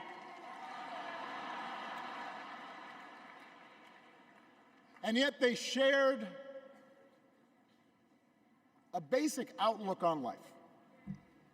They were strong, smart, resourceful women, full of common sense, who, regardless of the barriers they encountered, and women growing up in the 40s and 50s and 60s, they encountered barriers.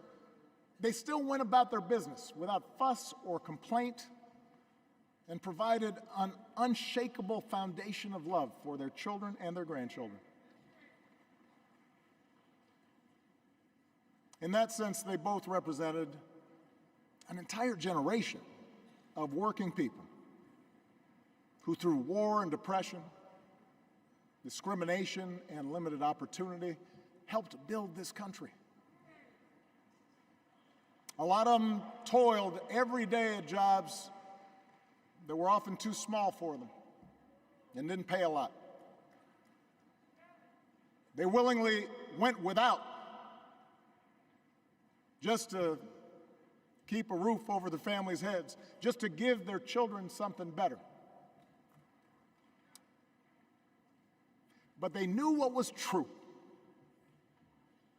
They knew what mattered. Things like honesty and integrity, kindness and hard work. They weren't impressed with braggarts or bullies. They didn't think putting other people down lifted you up or made you strong. They didn't spend a lot of time obsessing about what they didn't have. Instead, they appreciated what they did. They found pleasure in simple things. A card game with friends, a good meal, and laughter around the kitchen table. Helping others. And most of all, seeing their children do things and go places that they would have never imagined for themselves.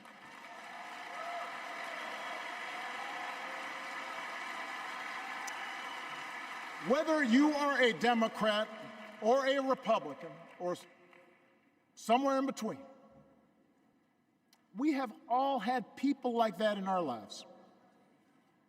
People like Kamala's parents, who crossed oceans because they believed in the promise of America. People like Tim's parents, who taught him about the importance of service. Good, hard-working people who weren't famous or powerful, but who managed in countless ways to leave this country just a little bit better than they found it. As much as any policy or program, I believe that's what we yearn for. A return to an America where we work together and look out for each other. A restoration of what Lincoln called, on the eve of Civil War, our bonds of affection. An America that taps what he called the better angels of our nature. That is what this election is about. And I believe that's why if we each do our part over the next 77 days, if we knock on doors, if we make phone calls, if we talk to our friends, if we listen to our neighbors, if we work like we've never worked before, if we hold firm to our convictions, we will elect Kamala Harris as the next President of the United States, and Tim Walz as the next Vice President of the United States. We will elect leaders up and down the ballot who will fight for the hopeful, forward-looking America we all believe in, and together we too will build a country that is more secure and more just, more equal, and more free. So let's get to work. God bless you, and God bless the United States of America.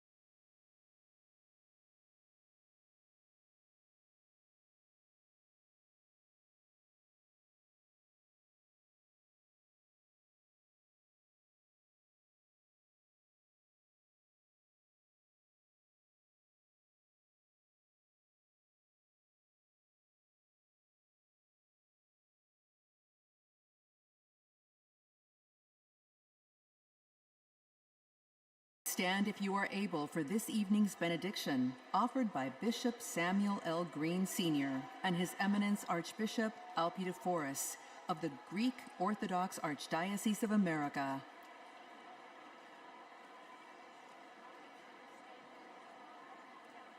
God of our weary years, God of our silent tears, Thou who hast brought us thus far along the way, You are the one who broods over the days of our lives, and without You, we would be nothing.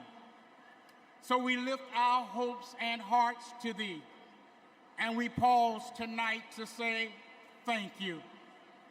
Thank you for loving us. Thank you for not giving up on us. Thank you for giving this nation the benefits of your mercy, because all of us can feel that something enthusiastic is rising in the soul of America. And all of us can tell that the tyranny of resentment has finally met its match. The candidacy of Kamala Harris has ignited an era of joy across America. Tonight, we thank you that even in the darkest of our pessimistic nights, love has not failed us, and hope has stood its ground. We who gather do so with audacity to believe that there will be compassion in America. So God, deliver us from racism, deliver us from sexism, deliver us from evil, and keep us forever in the path we pray. Amen.